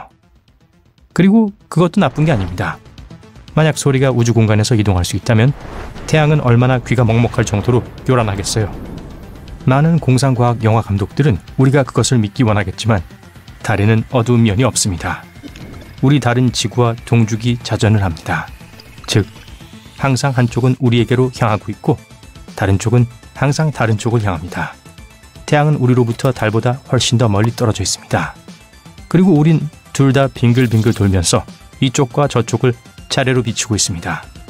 그러니까 어쩌다 한 번씩 달이 태양에 의해 양쪽이 모두 밝혀진다는 의미예요. 단지 우리가 있는 곳에서는 그것을 볼 수 없을 뿐이죠. 우주 공간은 무중력 상태로 보이지만 실제로 중력은 사방에 존재합니다. 지구와 같이 무거운 물체에서 멀어질수록 약해지지만 여전히 존재하죠. 사실 우주에서 이런저런 우주 물체의 중력에 영향을 받지 않는 곳은 단 한 곳도 없습니다. 질량을 가진 모든 것에는 중력이 있어요. 네, 여러분과 저조차도요. 하지만 우주 물체는 너무 커서 더 작은 물체들을 끌어당깁니다. 그래서 태양계의 행성들은 태양 주위를 돌고 우리 은하계 전체가 그 중심 주위를 공전하는 것입니다. 과학자들은 태양보다 약 400만 배나 무거운 초거대 블랙홀이 있다고 믿고 있습니다. 이 블랙홀은 모든 별과 행성계가 흩어지는 것을 막아줍니다. 우리의 영화 속 영웅은 믿을 만한 우주선을 타고 화성의 궤도를 떠나 목성으로 향합니다. 그들의 얼굴 표정은 어둡고 단호해 보입니다. 비록 앞에 어떤 위협이 기다리고 있는지 알면서도요. 소행성 벨트 말이에요. 그들은 위아래 옆으로 우주선을 조정하며 우주선을 향해 엄청난 속도로 날아오는 소행성을 피해보지만 그중 하나가 여전히 우주선에 부딪힙니다. 괜찮아요. 다행히 긁힌 자국만 있어요. 마침내 우리의 영웅은 위험구역을 떠나 떨리는 손으로 이마에 땀을 닦습니다. 친숙하게 들리지만 사실과는 거리가 멀어요. 화성과 목성 사이의 고리에 있는 소행성들은 너무 적고 간격이 넓어서 그 안을 여행한다면 여행 내내 소행성과 마주치지 않을 수도 있습니다. 그곳에는 약 150만 개의 상당한 크기의 우주 암석이 날아다니고 있습니다. 오차는 50만 개 정도 될 수 있어요. 하지만 우주가 광대한 곳이란 것을 잊지 마세요. 상당한 크기의 두 소행성 사이의 거리는 수백만 킬로미터가 될 겁니다.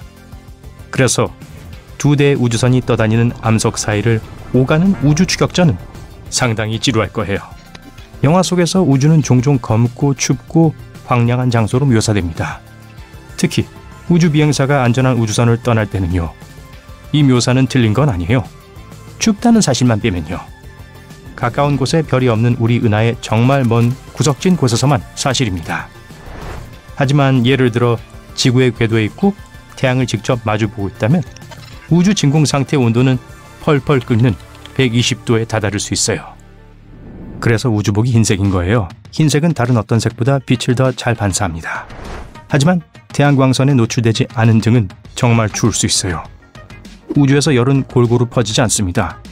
그래서 열원을 마주하고 있지 않다면 매우 추울 수 있어요. 태양 얘기가 나와서 말인데요. 영화 속 태양은 항상 노란색으로 보입니다.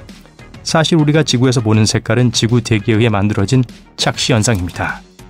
마치 낮의 푸른 하늘처럼 말이죠. 태양빛이 대기 중에 퍼져나가 일그러지면서 해 뜰 때와 해질녘의 화려한 장관을 연출합니다. 우주의 진공 상태에서는 빛을 굴절시킬 수 있는 것이 아무것도 없습니다. 그래서 태양은 실제 모습 그대로 보여요. 하얀색이죠. 그 빛나는 가스 덩어리는 그 정도로 뜨거워요. 하늘에서 밝은 섬광이 비치고 그 뒤로는 연기가 자욱하고 붉게 달아오른 우주 암석이 땅으로 추락하여 땅에 충돌하고 난 후 거대한 시커멓게 그을린 분화구가 남습니다. 비록 연기가 나는 꼬리와 분화구가 부분적으로 사실이긴 하지만 운석은 떨어지는 동안 그렇게 뜨거워질 기회가 없습니다. 운석은 지구의 대기로 진입하여 표면에 떨어질 만한 덩어리가 남을 만큼 심한 마찰에서 살아남은 소행성입니다. 이런 일은 꽤 자주 일어납니다. 우린 보통 이 바위 덩어리를 보지 못하는데 보통 매우 작고 사람이 살지 않는 지역에 떨어지기 때문입니다. 하지만 도시에 떨어진다고 해도 그 분화구는 운석의 열 때문이 아니라 순전히 그 속도 때문에 만들어질 거예요. 운석은 마찰로 인해 훨씬 더 뜨거워지긴 하지만 충돌로 인해 땅에 있는 모든 것을 태울 정도는 아닙니다. 우주선과 행성들 사이의 즉각적인 통신을 믿고 싶은 마음은 간절하지만 그건 가능하지 않습니다. 적어도 아직은요. 현대의 통신 시스템은 넓은 우주 공간에 비해 속도가 상당히 느린 무선 신호에 의존합니다. 그러한 신호라면 수백, 수천 광년은 말할 것도 없고 심지어 1광년이라도 이동하는데 몇 년이 걸릴 겁니다. 만약 멀리 떨어진 은하계에 메시지를 보내고 싶다면 답장을 받기 위해 몇천 년을 기다릴 각오를 해야 할 거예요. 이러한 점에서 우주 공간은 영화에서 자주 표현되는 것처럼 붐비지도 않고 이벤트로 가득 차 있지도 않습니다. 우주는 대부분 행성, 별, 그리고 다른 물체들이 수십억 킬로미터나 되는 아무것도 없는 공간으로 분리되어 있는 다소 외로운 곳입니다. 빛의 속도로 여행할 수 있는 우주선을 가지고 있다고 해도 대부분의 경우 멀리 떨어져 있는 별과 행성이 있는 검은 빈 공간만 보게 될 거예요. 가장 가까운 물체 사이에서도 거리는 엄청납니다. 이해를 돕기 위해 예를 들자면 맑은 밤하늘에서 볼 수 있는 달은 약 38만 4,400km 떨어져 있습니다. 이 정도면 지구 주위를 거의 10번 연속으로 도는 것과 같아요. 워프 항법은 시공간이 왜곡해서 눈 깜짝할 사이에 외계 은하의 먼 구석에 도달할 수 있게 해줍니다. 이는 우주 영화의 주요 요소죠. 이러한 위협을 할 수 있는 우주선은 항상 0에서 빛보다 빠른 속도로 즉시 가속하는 모습으로 표현됩니다. 물리학 법칙에 따르면 탑승한 사람들은 적어도 좌석에서 뒤로 밀쳐져야 합니다. 더 엄격하게 말하자면 아무도 그러한 가속에서 살아남을 수가 없을 거예요. 왜냐하면 그 정도의 중력 가속도는 인체가 견디기엔 너무 강력한 것이기 때문입니다. 과부하의 영향을 줄일 수 있는 방법을 찾기 전까지는 워프항에는 꿈도 꿀 수 없어요. 물은 우주에서 가장 희귀하고 귀중한 자원이 아닙니다. 사실 우리로부터 수백만 광년 떨어진 곳에 완전히 물로 이루어진 거대한 우주구름이 있습니다. 그 매장량은 우리의 모든 해양을 140조 번 이상 채우기에 충분할 거예요. 그리고 많은 행성들, 심지어 우리 태양계의 몇몇 행성들도 액체 상태의 물을 가지고 있는 것처럼 보입니다. 우주에서 가장 소중한 자원은 생명체입니다. 생명이 존재하기 위해서는 액체 상태의 물보다 훨씬 더 많은 것들이 필요합니다. 우주 비행사들이 종종 ISS와 공상과학우주선에서 운동하는 모습이 보이는데 그건 사실이에요. 우주 비행사들은 육체적인 활동이 꼭 필요합니다. 하지만 그 이유는 우주에서 일하기 위해 튼튼한 몸이 필요해서가 아닙니다. 우주에서는 중력이 훨씬 약하기 때문에 우주 비행사들은 지구에서만큼 근육을 사용하지 않습니다. 그래서 지구로 돌아왔을 때 중력이 너무 강하게 느껴지고 몸이 눌리는 듯한 느낌을 받게 됩니다. 이러한 효과를 완화하기 위해 우주 비행사들은 매일 운동을 합니다. 비록 우리가 맑은 밤하늘에서 수백만 개의 별이 빛나는 것을 볼 수 있다고 하지만 그 숫자는 훨씬 더 적습니다. 약 3,000개 정도요. 나머지는 빛을 발하기 때문에 별로 착각되는 물체들입니다. 행성, 멀리 떨어져 있는 은하, 그리고 심지어 인공위성까지요. 진짜 별에 의해 밝혀지는 것일 뿐입니다. 달이 우리 눈에 빛을 발하는 것처럼 보이듯이 말이죠. 하지만 너무 멀리 떨어져 있기 때문에 우린 그게 별인지 아닌지 알 수 없습니다. 그래도 여전히 멋진 건 사실이에요. 2020년에 있었던 발견 중 가장 최근, 그리고 충격적인 발견으로 시작하겠습니다.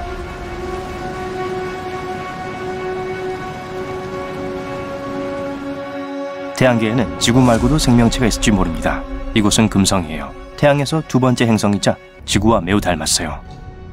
금성의 크기와 질량이 지구와 비슷하기 때문에 지구의 자매 행성으로 불립니다. 하지만 조건은 지구와 다르게 끔찍합니다. 온실 효과 때문에 표면의 온도는 477도까지 올라갑니다. 그리고 대기압은 마치 900m 물속에 있는 것처럼 무거워요. 하지만 이 적대적인 세상에 생명이 있을 수 있습니다. 수년 동안 이 주제에 대한 논의가 있었는데요. 2007년 과학자들은 금성에 한때 바다가 있었다는 것을 발견했습니다. 즉, 먼 옛날 어떤 형태의 생명체가 살았을지도 모른다는 거죠. 2020년 가을, 지금 금성의 생명체가 존재하는지를 알아내기 위한 역사적인 논쟁이 있었습니다. 9월, 금성에서 새로운 생명의 표시, 발견이 발표되었어요. 아타카마 사막의 알마 망원경은 금성 위에서 수소 화인을 발견했습니다. 그리고 이 가스의 양으로 볼 때 특정 미생물에 의해 생성되었을 수도 있다는 것을 암시하고 있죠. 하지만 이미 10월의 데이터를 다시 분석했고 새로운 결과는 그것이 오류였음을 나타냈습니다. 그래서 오늘날 우리는 금성에 어떤 생명체도 살지 않는다고 생각합니다. 하지만 누가 알겠어요. 곧 새로운 데이터를 얻게 되면 과학계에서는 새로운 논쟁이 일어날지도 모르죠. 몇몇 과학자들이 머리를 긁적이며 여전히 금성에 집중하고 있는 동안 또 다른 과학자들은 먼 우주를 조사했고 생명체가 존재할 수 있는 24개의 행성을 발견했습니다. 그리고 그 행성은 모두 지구보다 생활 조건이 훨씬 더 좋습니다. 그러한 행성을 생명체 거주 최적 행성이라고 부릅니다. 이 행성들은 지구보다 1.3배 더 크고 2배 더 거대해야 합니다. 따라서 더 강한 중력을 갖게 되고 그 결과 더 밀도가 높고 더 따뜻한 대기를 갖고 있어요. 그래서 거주 최적 행성의 기후는 지구의 열대 기후와 비슷할 거예요. 이 점은 살아있는 유기체의 다양성을 최대한 보장할 수 있죠. 그런 행성의 호스트 항성은 적색 외성일 거예요. 적색 외성은 태양보다 훨씬 작고 그렇게 밝지도 않습니다. 하지만 수명은 700억 년에 이를 수 있습니다. 비교하자면 태양의 수명은 7배 더 짧고 이미 절반은 넘어섰습니다. 천천히 그리고 꾸준히 하면 언젠가는 승리하듯이 이런 긴 수명은 잠재적 생명체가 발전하고 진화할 수 있는 충분한 시간을 줍니다. 여기 거주 최적 행성이라는 이름에 어울리는 행성이 있어요. 케플러 1649c인데요. 2020년에 이 행성은 지구와 가장 유사한 행성으로 명명되었습니다. 지구보다 겨우 6% 넓다고 해요. 우리 태양 크기의 4분의 1 크기인 적색 외성을 공전합니다. 거주 가능 구역이 있고 공전하는데 19.5일이 걸립니다. 케플러의 기후는 여전히 미스터리로 남아있습니다. 우리가 태양으로부터 받는 빛의 약 75% 정도를 받는다고 알려져 있어요. 그래서 표면의 온도는 지구와 비슷할 거예요. 하지만 대기의 구성과 생명체가 나타나기 위해 필요한 다른 조건들에 대해서는 아직 알지 못합니다. 다음 발견은 인류가 본 가장 놀라운 광경 중 하나입니다. 별과 블랙홀의 충돌이죠. 2019년 9월 과학자들은 6개월 동안 태양과 비슷한 별이 어떻게 스파게티화되는지를 관찰하기 시작했습니다. 이 충돌의 빛은 2억 1,500만 광년을 이동했고 우리는 블랙홀이 약 140만 킬로미터 너비의 별을 삼키는 것을 보았습니다. 이 검은 원반은 너무 무거워서 믿을 수 없을 정도로 강한 중력을 가지고 있습니다. 어떤 것도 그것의 중력장을 벗어날 수 없어요. 그리고 이제 별이 천천히 블랙홀에 접근하는 게 보여요. 우선 별의 빛나는 층이 블랙홀을 향해 뻗어나가기 시작합니다. 별은 마치 실뭉치가 풀리는 것처럼 보입니다. 그러고 나서 블랙홀의 가장자리에 이 뜨거운 플라즈마가 남아있는 것을 볼 수 있어요. 그리고 이 입자들이 그 주변을 돌고 있는 것처럼 보일 수도 있습니다. 하지만 그건 착각일 뿐이에요. 이 빛의 고리는 사상의 지평선이라고 불립니다. 블랙홀은 공간뿐만 아니라 시간도 비게 만듭니다. 이렇게 가까운 위치에서는 시간도 느려지죠. 관찰자에게는 검은색 원반 가장자리 근처의 빛이 거의 멈춘 것처럼 보입니다. 하지만 사실 빛은 이미 어두운 심연에 흡수되고 있는 거예요. 블랙홀이 별의 일정량을 삼키고 나면 다시 뱉어내기 시작합니다. 강력한 에너지 빔이 초당 9,700km의 속도로 방출됩니다. 이것이 과학자들의 관심을 끌었던 빛입니다. 결국 블랙홀은 별의 절반 정도를 완전히 흡수하고 나머지 절반은 우주로 뱉어냅니다. 우린 이 과정을 불과 몇 분간 지켜봤지만 6개월 동안 진행됐던 사건이었어요. 여기 인류가 관찰한 가장 어린 행성계 중 하나가 있습니다. 바로 AU 마이크로스코피입니다. 너무 어려서 주변에 이 시스템을 만든 파편으로 된 원반이 아직도 남아있어요. 하지만 여기서 생명체를 발견할 거라고는 기대하지 않습니다. 이 외계 행성의 호스트 항성은 표면에 존재하는 모든 생명체를 날려버릴 수 있는 방사능 불꽃을 계속 방출하거든요. 이 위험한 별을 공전하는 행성은 AUMIC-B라고 불립니다. 이것은 천문학적인 기준으로 볼 때 갓 태어난 아기에 불과해요. 호스트 행성과 매우 가까워서 8.5일 만에 공전을 합니다. 이 행성의 나이는 겨우 1200만 살이죠. AUMIC-B가 태어났을 때 지구에서는 마스토돈이 거닐고 있었고 온통 초원과 사바나로 덮여 있었습니다. 이 별에 비하면 우린 노인이라고 할 수 있어요. 지구의 나이는 거의 45억 살이니까요. 다음에 소개할 발견은 2020년 초에 있었는데요. 공상과학 소설의 풍경과 매우 비슷합니다. 태양이 2개 있는 행성이에요. 더 정확히 말하자면 우리 태양계에서 익숙한 것처럼 하나의 별 주위를 공전하는 것이 아니라 쌍성계 TOI 1338 주변을 공전합니다. 첫 번째 큰 별은 태양과 같고 다른 별은 적색 외성으로 3배 더 작습니다. 이 두 별들은 14일이 조금 넘는 시간 동안 서로를 완전히 공전합니다. 이 두 별의 궤도를 도는 행성은 지구보다 훨씬 큰 토성의 크기입니다.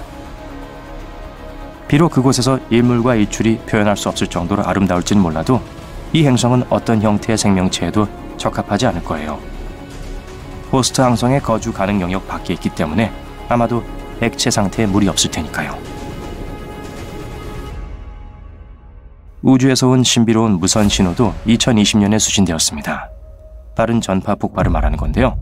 과학자들은 이전에도 그런 신호를 관측한 적이 있지만 최근에야 그 신호가 일정 기간 후에 반복된다는 것을 증명했습니다. 새로운 데이터는 과학자들이 아주 대담한 이론을 내놓도록 만드는데 그 신호의 원천이 마그네타일지도 모른다고 주장합니다. 마그네타는 작고 태양과 같은 일반 별에 비해 질량이 큰 중성자 별입니다. 하지만 우주 전체에서 가장 강한 자기장을 가지고 있습니다. 하지만 수명은 매우 짧습니다. 겨우 100만 년이죠. 하지만 올해 과학자들을 가장 당황하게 만든 발견은 달이 녹슬고 있다는 사실입니다. 부식이 일어나기 위해선 산소와 물이 필요하지만 달은 그 두 가지를 가질 수 있는 대기가 없습니다. 주요 이론은 태양풍 때문이라고 말합니다. 태양풍은 엄청난 속도로 움직이며 지구 상층 대기의 산소를 긁어갑니다.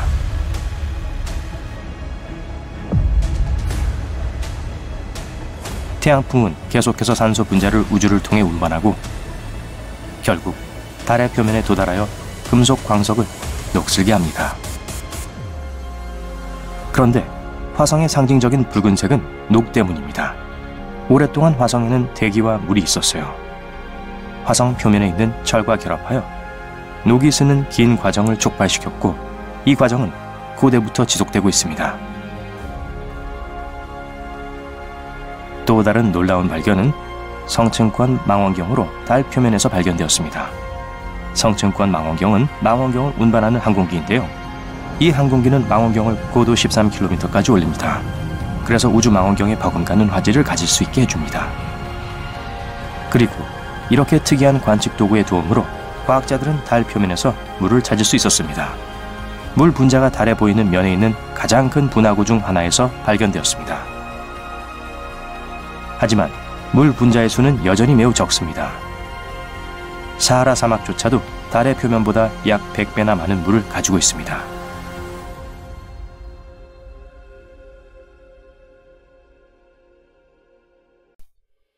휴스턴, 좋은 소식이 있습니다. 우주로 떠나는 최초의 상업적 휴가에 탑승한 엄성된 승객들을 인터뷰 중입니다.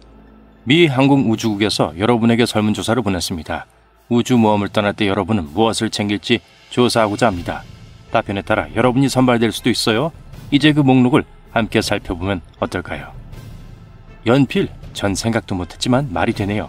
전설에 따르면 미국은 우주에서 작동하는 펜을 디자인하기 위해 수백만 달러를 썼다고 합니다.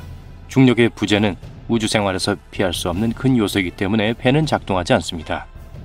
지구에서처럼 잉크가 아래로 흘러내리지 않죠. 연필은 문제가 없어요. 그러면 다른 우주 여행자들과 낱말 퍼즐을 풀 수 있어요. 또는 여러분의 모험을 그림으로 그릴 수도 있습니다. 칫솔을 챙기는 것 잊지 않으셨겠죠? 베테랑 우주 비행사들에 따르면 칫솔은 매우 간단하지만 그 기술은 우주에서도 충분히 사용할 수 있다고 합니다. 우주선 안에서 물병을 짜면 물 분자가 작은 거품으로 떠다니게 됩니다. 하지만 칫솔을 적시면 칫솔이 자연스럽게 물을 머금고 있어 치약을 바를 수 있는 촉촉한 상태를 유지합니다. 오, 재미있는 양말이라고 말하려고 했는데 저보다 먼저 말씀해 주셨네요. 두 가지 이유가 있어요. 첫째, 우주에서는 걸을 일이 많지 않습니다. 우주에서는 땅에 많이 닿지 않으니까요. 둘째, 우주는 패션 스타일을 뽐내기에 가장 좋은 장소가 아닙니다. 우주 비행사들은 우주에 있는 동안 특별한 옷을 입는 경향이 있습니다. 우주 여행객이라고 해서 다르지 않을 겁니다. 따라서 양말은 발을 따뜻하고 포근하게 유지해 줄 뿐만 아니라 패션 감각도 표현해 줄 거예요. 어느 날은 웃는 얼굴이 그려진 양말을 신을 수도 있고 어떤 날은 그린치 테마 양말을 신을 수도 있죠. 물론 양말은 기내에서 매우 유용하며 잘 미끄러져 이동할 수 있게 도와줍니다. 다음에 편의점에 갈 때는 우주 여행을 위해 물티슈를 사야겠어요. 경험 많은 우주 여행자들은 물티슈를 좋아합니다. 이 물티슈를 발명한 건 나사가 아닌데 말이죠. 우주선 안에서는 물을 사용할 수 없기 때문에 물티슈가 최선의 선택이죠. 향이 있다면 더 좋겠죠.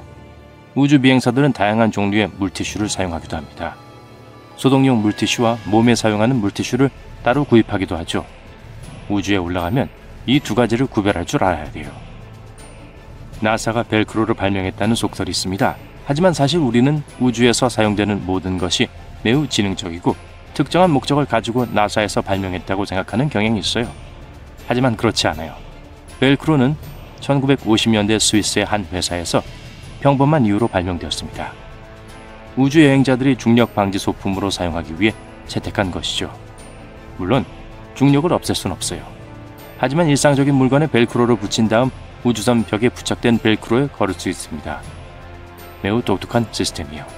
하지만 직접 가져간 것이 가장 좋겠죠. 우주에서 오랜 시간을 보내는 경우 집에서 가져온 사진이 유용할 수 있습니다. 하지만 잘 선택하세요. 우주선이 그리 크지 않기 때문에 탑승한 다른 사람들이 여러분이 어떤 사진을 가져왔는지 알 수 있을 거예요. 해리 스타일스 포스터는 지구의 침실에 두고 가는 게 좋겠죠? 실제로 알고 사랑하는 사람들의 사진을 가져가세요. 피자라고요? 여행과 새로운 장소 탐험의 큰 즐거움 중 하나는 다양한 맛의 음식을 맛볼 수 있다는 겁니다. 우주에서는 조금 더 복잡해요. 하지만 적어도 피자는 가져갈 수 있어요. 사실 화물선으로 피자를 배달받아야 해요. 이렇게 하면 재료가 신선하고 바로 먹을 수 있습니다. 우주에 있는 사람들이 지구인의 정크푸드를 먹는 것이 처음은 아니에요. 일부 우주 비행사들은 크레페와 핫도그를 먹기도 했죠. 이 피자 파티의 가장 큰 장점은 아마도 음식이 공중에 뜬다는 점일 거예요. 지구의 별미를 즐길 수 있는 아주 멋진 방법이 아닐까요? 변기를 챙기고 싶은 마음은 이해하지만 그건 사실상 불가능해요. 물론 이해합니다. 어떤 사람들은 자기 집에 있는 변기에 애착을 갖고 있죠. 그리고 우주 화장실은 이상적인 경험과는 거리가 멀죠. 하지만 나사는 화장실 시스템을 개선해 왔으며 지난 몇 년 동안 최고의 수준입니다. 그러니 괜찮을 거예요. 제가 가져가고 싶은 게 있어요. 노트북이요. 하지만 우주 공간에서 노트북이 무슨 소용이 있을까요? 국제 우주 정거장 곳곳에 인터넷이 있습니다.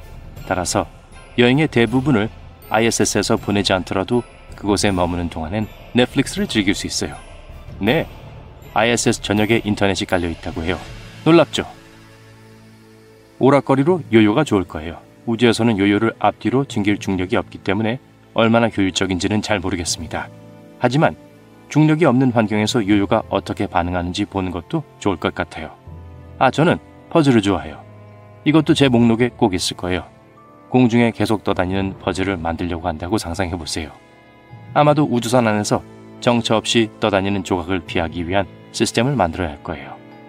하지만 퍼즐을 완성하면 거북이가 우주선 주위를 유영하고 있는 것처럼 보인다고 상상해보세요.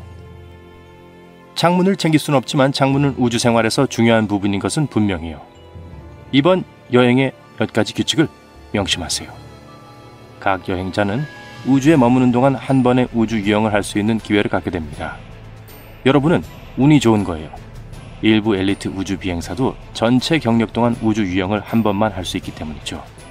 우주 유영은 위험하고 많은 훈련이 필요하기 때문입니다. 하지만 일단 우주에 올라가면 훈련을 받게 됩니다. 그 외에 모든 날은 떠다니는 강통 안에 갇혀 있을 테니까 창문이 큰 도움이 될 겁니다. 창문은 현재 위치를 상기시키는 데 도움이 될 거예요. 우주와 지구를 잘 볼 수 있게 해줄 거예요. 물론 카메라를 가져가야 합니다. 아니면 일생에 단 한 번뿐인 이 경험을 어떻게 기록하겠어요? 항공기나 국제 우주정거장 내에서 작동하는지 확인하세요. 커피를 직접 챙길 필요는 없으니 걱정하지 마세요. 최근까지 우주 비행사는 우주에 있을 때 인스턴트 커피에 의존해야 했습니다. 하지만 커피 전문가들이 이미 이 문제를 해결해서 다행이에요. 요즘에는 ISS 프레소 머신들이 있습니다. 기계 자체는 지구인의 에스프레소 머신과 크기가 비슷해요. 하지만 이 커피를 마시려면 우주 여행자는 빨대와 함께 무중력 커피컵을 사용해야 합니다. 이 커피를 평범한 방법으로 마시려고 하면 뜨거운 커피가 얼굴에 직접 닿지 않을 겁니다. 대신 커피가 컵 바닥에 달라붙게 됩니다. 이 발명은 정말 마음에 들어요. 마지막으로 기타를 챙기면 어떨까요? 악기가 빠졌어요. 일반 항공편을 이용했다면 수화물 추가 요금을 지불해야 할 수도 있습니다. 하지만 모든 것이 포함되어 있으니 망설이지 말고 기타를 가져가세요. 크리스 헤드필드와 같은 우주 비행사들은 우주에 있을 때 악기를 가져가기도 해요. 그는 심지어 자신의 버전으로 보위의 스페이스 오디티로 유명해지기도 했죠. 보위 자신이 크리스 버전이 마음에 든다고 말했을 정도였죠. 시간을 보내는데 도움이 될 뿐만 아니라 침묵을 도모하는데 좋습니다. 우주 공간에서 모닥불을 피우는 모습을 상상할 수 있나요? 네, 상상할 수 있고 정말 멋질 거예요. 그럼 준비된 것 같네요. 제가 직접 나사에 전화해서 행운의 우주 여행자 중 한 명으로 뽑아달라고 요청할게요. 우주에서 만나요, 친구. 안녕하세요, 호기심 해결자분들. 오늘은 몇 가지 고전적인 호기심을 파헤쳐보려고 해요. 다음 우주 왕복선에 올라타서 이 이야기의 진실을 한번 파헤쳐보세요. 우주에서 무중력 상태로 떠다니며 맛있는 핫초코 한 잔을 마시고 있는데 이상한 생각이 떠올랐다고 상상해보세요. 우주 공간에서 비명을 지를 수 있을까요? 만약 그렇다면 그 비명은 누가 들을 수 있을까요? 영화 에얼리언을 보셨다면 이 질문에 대한 답을 알고 계실 거예요. 우주에서는 소리를 들을 수 없어요. 소리가 존재하지 않는 건 아니에요. 단지 들을 수 없을 뿐이죠. 이에 대해 크리스 헤드필드만큼 명확히 설명할 수 있는 사람은 없어요. 우주 비행사로 일하면서 2차례 우주 유영을 한 경험이 있거든요. 우주 어둠 속에 나가면 아무것도 들리지 않아요. 오직 침묵만이 있을 뿐이죠. 완전한 침묵이요. 하지만 곧 모퉁이로 돌면 거대한 폭발공, 일명 태양이 나타나요. 소리가 통과할 매질이 없기 때문에 폭발이 일어나는 소리를 들을 순 없어요. 우주 비행사가 우주 공간에서 일어나는 모든 소음을 들을 수 있다면 상당히 불편할 거예요. 이제 미래의 슈퍼히어로가 된 기분을 느끼며 우주를 질주하고 있는데 별똥별이 옆을 지나간다고 상상해보세요. 하지만 잠깐만요. 정말 별일까요? 안타깝게도 별똥별은 결코 별이 아니에요. 유성으로 알려진 작은 우주함 속으로 지구 대기권에 진입해서 멋진 빛의 쇼를 연출하죠. 아, 그리고 신화를 파헤치는 중이니 곧바로 다른 신화를 살펴볼게요. 유성이 지구에 충돌하는 경우는 극히 드물다는 이야기를 들어보셨을 거예요. 공룡이 멸종하는 대재앙이 일어날 때마다 한 번씩이라고요. 그건 사실이 아닙니다. 과학자들은 매일 약 48톤의 운석 물질이 지구로 떨어지는 것으로 추정해요. 하지만 이 물질의 거의 대부분은 지구 대기권에서 기화돼요. 밤하늘에 보이는 밝은 흔적은 우리가 흔히 별똥별이라고 부르는 것이죠. 다음에 별똥별의 소원을 빌 때 실제로는 작은 우주 쓰레기 조각의 소원을 비는 거라는 사실을 기억하세요. 결국 그렇게 낭만적이지 않아요. 열기구를 타고 성층권으로 날아갈 수 있을까요? 없을까요? 분명히 가능해요. 지구의 성층권은 지상에서 비교적 가까운 곳에서 시작돼요. 지구 표면 약 11에서 12km 상공에서 시작되죠. 하지만 성층권은 멀리까지 이어져요. 만약 열기구를 타고 성층권까지 날아간다면 장비가 정말 좋은 건지 확인해야 돼요. 높이 올라갈수록 공기가 희박해지기 때문에 특수 슈트와 호흡 장치가 필요해요. 물론 끝까지 올라가면 지구의 공류를 사진으로 찍어야죠. 그러니 특수 카메라 등을 장착할 수 있는 체스트 하네스를 가져가세요. 이 모든 걸 생중계하는 건 어때요? 아마 최초일 거예요. 지구를 떠난 지 102일이 지났다고 상상해보세요. 여러분은 우주 생활에 잘 적응하고 있어요. 하지만 몸에 이상한 일이 일어나고 있어요. 키가 점점 커져요. 이게 어떻게 가능하죠? 스트레스 받지 마세요. 완전히 정상적인 현상이니까요. 사실 키가 커지는 건 아니에요. 중력의 영향을 받지 않을 때는 신체에 일어나는 현상이죠. 우리 몸에는 척추뼈와 관절 사이에 자연스러운 공간이 있어요. 지구에서는 중력의 힘으로 인해 이 공간이 거의 완전히 눌려 있는데요. 우주에서는 중력의 압박에서 어느 정도 벗어나니 몸이 점점 더 늘어나기 시작해요. 따라서 우주 비행사는 장기 임무를 수행하면 키가 최대 3%까지 커질 수 있어요. 자, 궁금증을 풀어드릴게요. 나사는 당연히 우주복을 맞춤 제작할 때 이 모든 걸 고려해요. 우주 비행사들은 우주복에 항상 여분의 공간을 확보할 수 있죠. 우주 비행사가 지구로 돌아오면 반중력 효과는 사라져요. 그래서 우주복이 다시 몸에 완벽하게 맞을 때까지 며칠 동안 카프리 바지를 입어야 할 수도 있어요. 비행 중에 비행기 문이 열리고 승객들이 깃털처럼 대기 중으로 빨려 들어가는 장면을 상상해 본 적 있나요? 아마 여러분 대부분도 비행기에 탑승할 때 비슷한 상상을 해보셨을 거예요. 이제 이런 일이 우주 공간에서 일어난다고 생각해 보세요. 상식적으로 우주 비행사가 기밀실 밖으로 빨려나가면 그 사람은 바싹 타버릴 거라고 생각하시겠죠? 그게 사실일 뿐만 아니라 현실은 훨씬 더 심각할 수 있으니 마음의 준비를 하세요. 우주 비행사 크리스 헤드필드에 따르면 그런 일이 일어날 수 있다고 해요. 태양 그늘에 있는 신체 부위는 영하 250도의 온도를 경험하고 햇빛을 받는 신체 부위는 약 250도의 온도로 화상을 입게 돼요. 폐가 무너지고 혈액이 찬물처럼 끓기 시작할 거예요. 그렇게 화상을 입고 얼어붙고 호흡 능력을 잃고 끓게 됩니다. 으악! 우주 비행사는 매일 초단위로 운동을 하지 않으면 쓰러진다는 말 자주 들어보셨죠? 앞서 중력에 대해 이야기했던 거 기억하시나요? 우주 공간에는 중력이 없기 때문에 우리 몸은 무거운 일을 할 필요가 없어요. 몸통이 머리의 무게를 지탱할 필요가 없죠. 그리고 우주 공간에서는 기본적으로 걷는 것이 없기 때문에 다리를 움직이려고 노력할 필요도 없어요. 이제 6개월 또는 1년 동안 그렇게 생활한다고 상상해 보세요. 근육이 젤리로 변할 수도 있어요. 우주 비행사들은 그래서 운동을 해요. 몸을 묶고 러닝머신에서 달리기도 하고요. 특수기에서 역도를 하기도 해요. 이렇게 하면 근육이 중력 부족을 너무 많이 느끼지 않게 돼요. 하지만 수분을 계속 섭취해야 돼요. 제가 우주 비행사라면 아주 부드러운 물병을 우주로 가져갈 수 있는지 나사에 물어보고 싶네요. 우주 공간에서 탄 스테이크 냄새가 난다는 말을 들어본 적이 있을 거예요. 아니면 바비큐 소스 냄새도요. 터무니없게 들리겠지만 이 속설은 거짓이라기보단 사실에 가까워요. 우주 비행사는 헬멧을 벗을 수 없기 때문에 우주에 있을 때는 분명히 우주 냄새를 맡을 수 없어요. 우주선이 도킹하고 해치를 열면 보통 우주 냄새를 맡게 되죠. 이 냄새의 원인은 우주에 떠다니는 탄화수소 때문인 것으로 밝혀졌어요. 누가 생각이나 했겠어요? 똑똑한 여러분, 하나만 물어볼게요. 우주 비행사가 빛의 속도로 비행하면 단 1초도 늙지 않을 거라고 생각하세요? 안 된다고 할 줄 알았어요. 몇 가지를 정리해 봅시다. 우선 우리는 빛의 속도로 우주선을 작동하는 방법을 아직 알아내지 못했어요. 그러려면 엄청난 양의 에너지가 필요한데 아직 그럴 만한 기술이 없어요. 둘째, 빛의 속도로 여행하는 우주선 안에 인간을 보낼 수 있다고 해도 그 사람은 여전히 노화할 거예요. 지구에 남아있는 사람들과는 다른 노화를 겪게 될 테지만 여전히 나이를 먹겠죠. 여러분은 정말 불멸 같은 게 있다고 생각하세요? 글쎄요, 아바타 1을 보셨다면 인간이 판도라에 도착할 수 있었던 것은 냉동 수면 상태였기 때문이라는 사실을 기억하실 거예요. 다시 말해, 그들은 몸을 얼려 냉동 침대에 넣고 수년 동안 노화하지 않고 여행했어요. 네, 정말 놀랍게 들리네요. 하지만 우리에게는 아직 그럴 수 있는 기술이 없어요. 우리 몸은 주로 물로 구성되어 있잖아요. 그리고 물을 얼리면 팽창해요.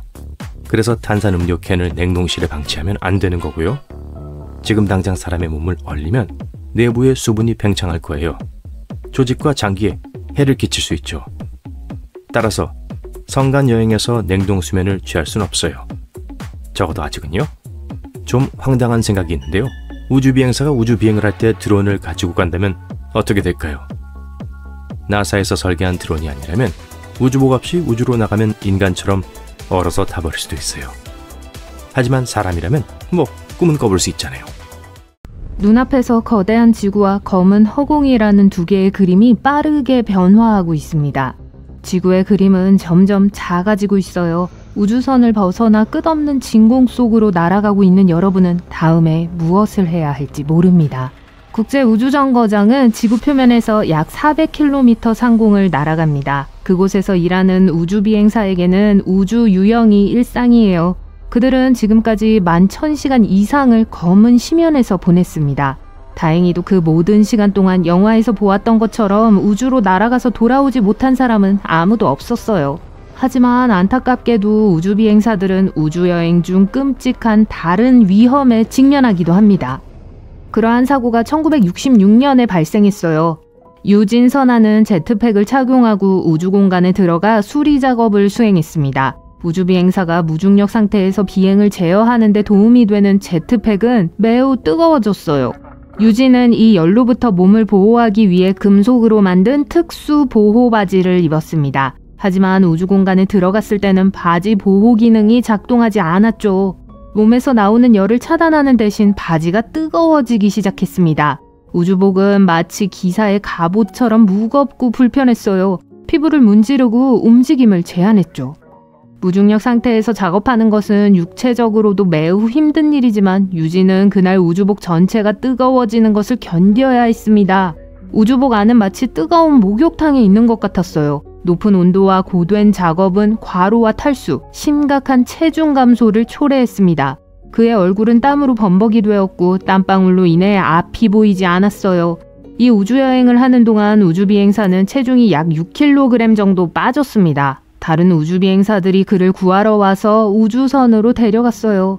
과열을 줄이기 위해 그들은 호스로 찬물을 뿌렸습니다. 어떤 의미에서 우주비행사는 무한히 넓은 우주 공간으로 날아가기 위해 우주 케이지와 비슷한 우주복을 입어야 해요. 1973년에 또 다른 위험한 사건이 발생했습니다.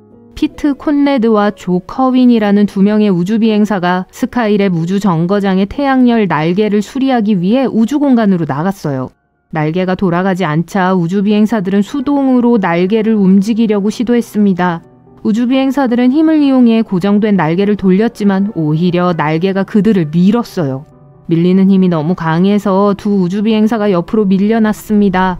그들은 가까운 표면을 붙잡을 시간도 없이 우주공간으로 날아가기 시작했어요.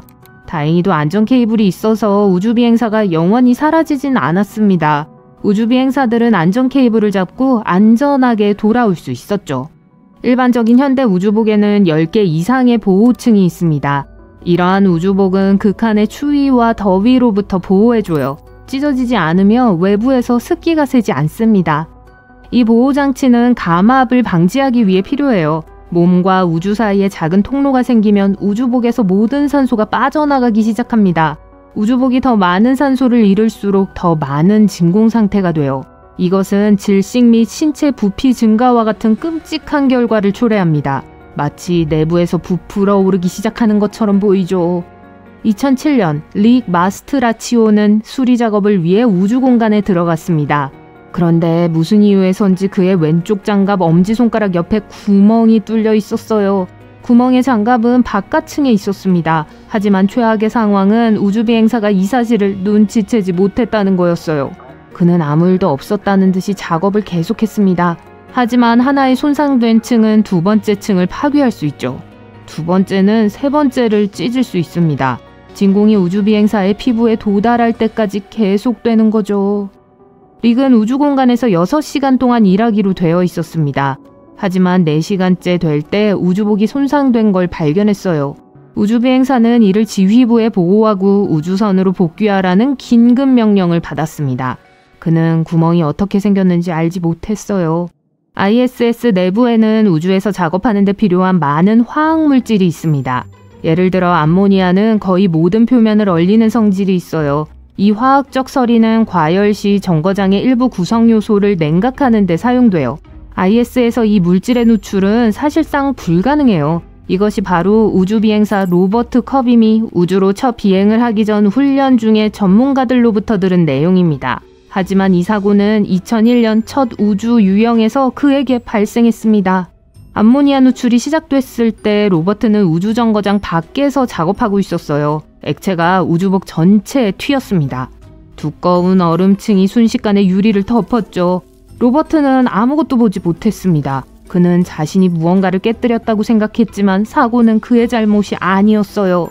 우주복의 보호막 덕분에 로버트는 얼지 않았지만 암모니아가 그의 움직임을 심각하게 제한했습니다. 가장 큰 문제는 그가 우주선으로 돌아갈 수 없다는 거였어요.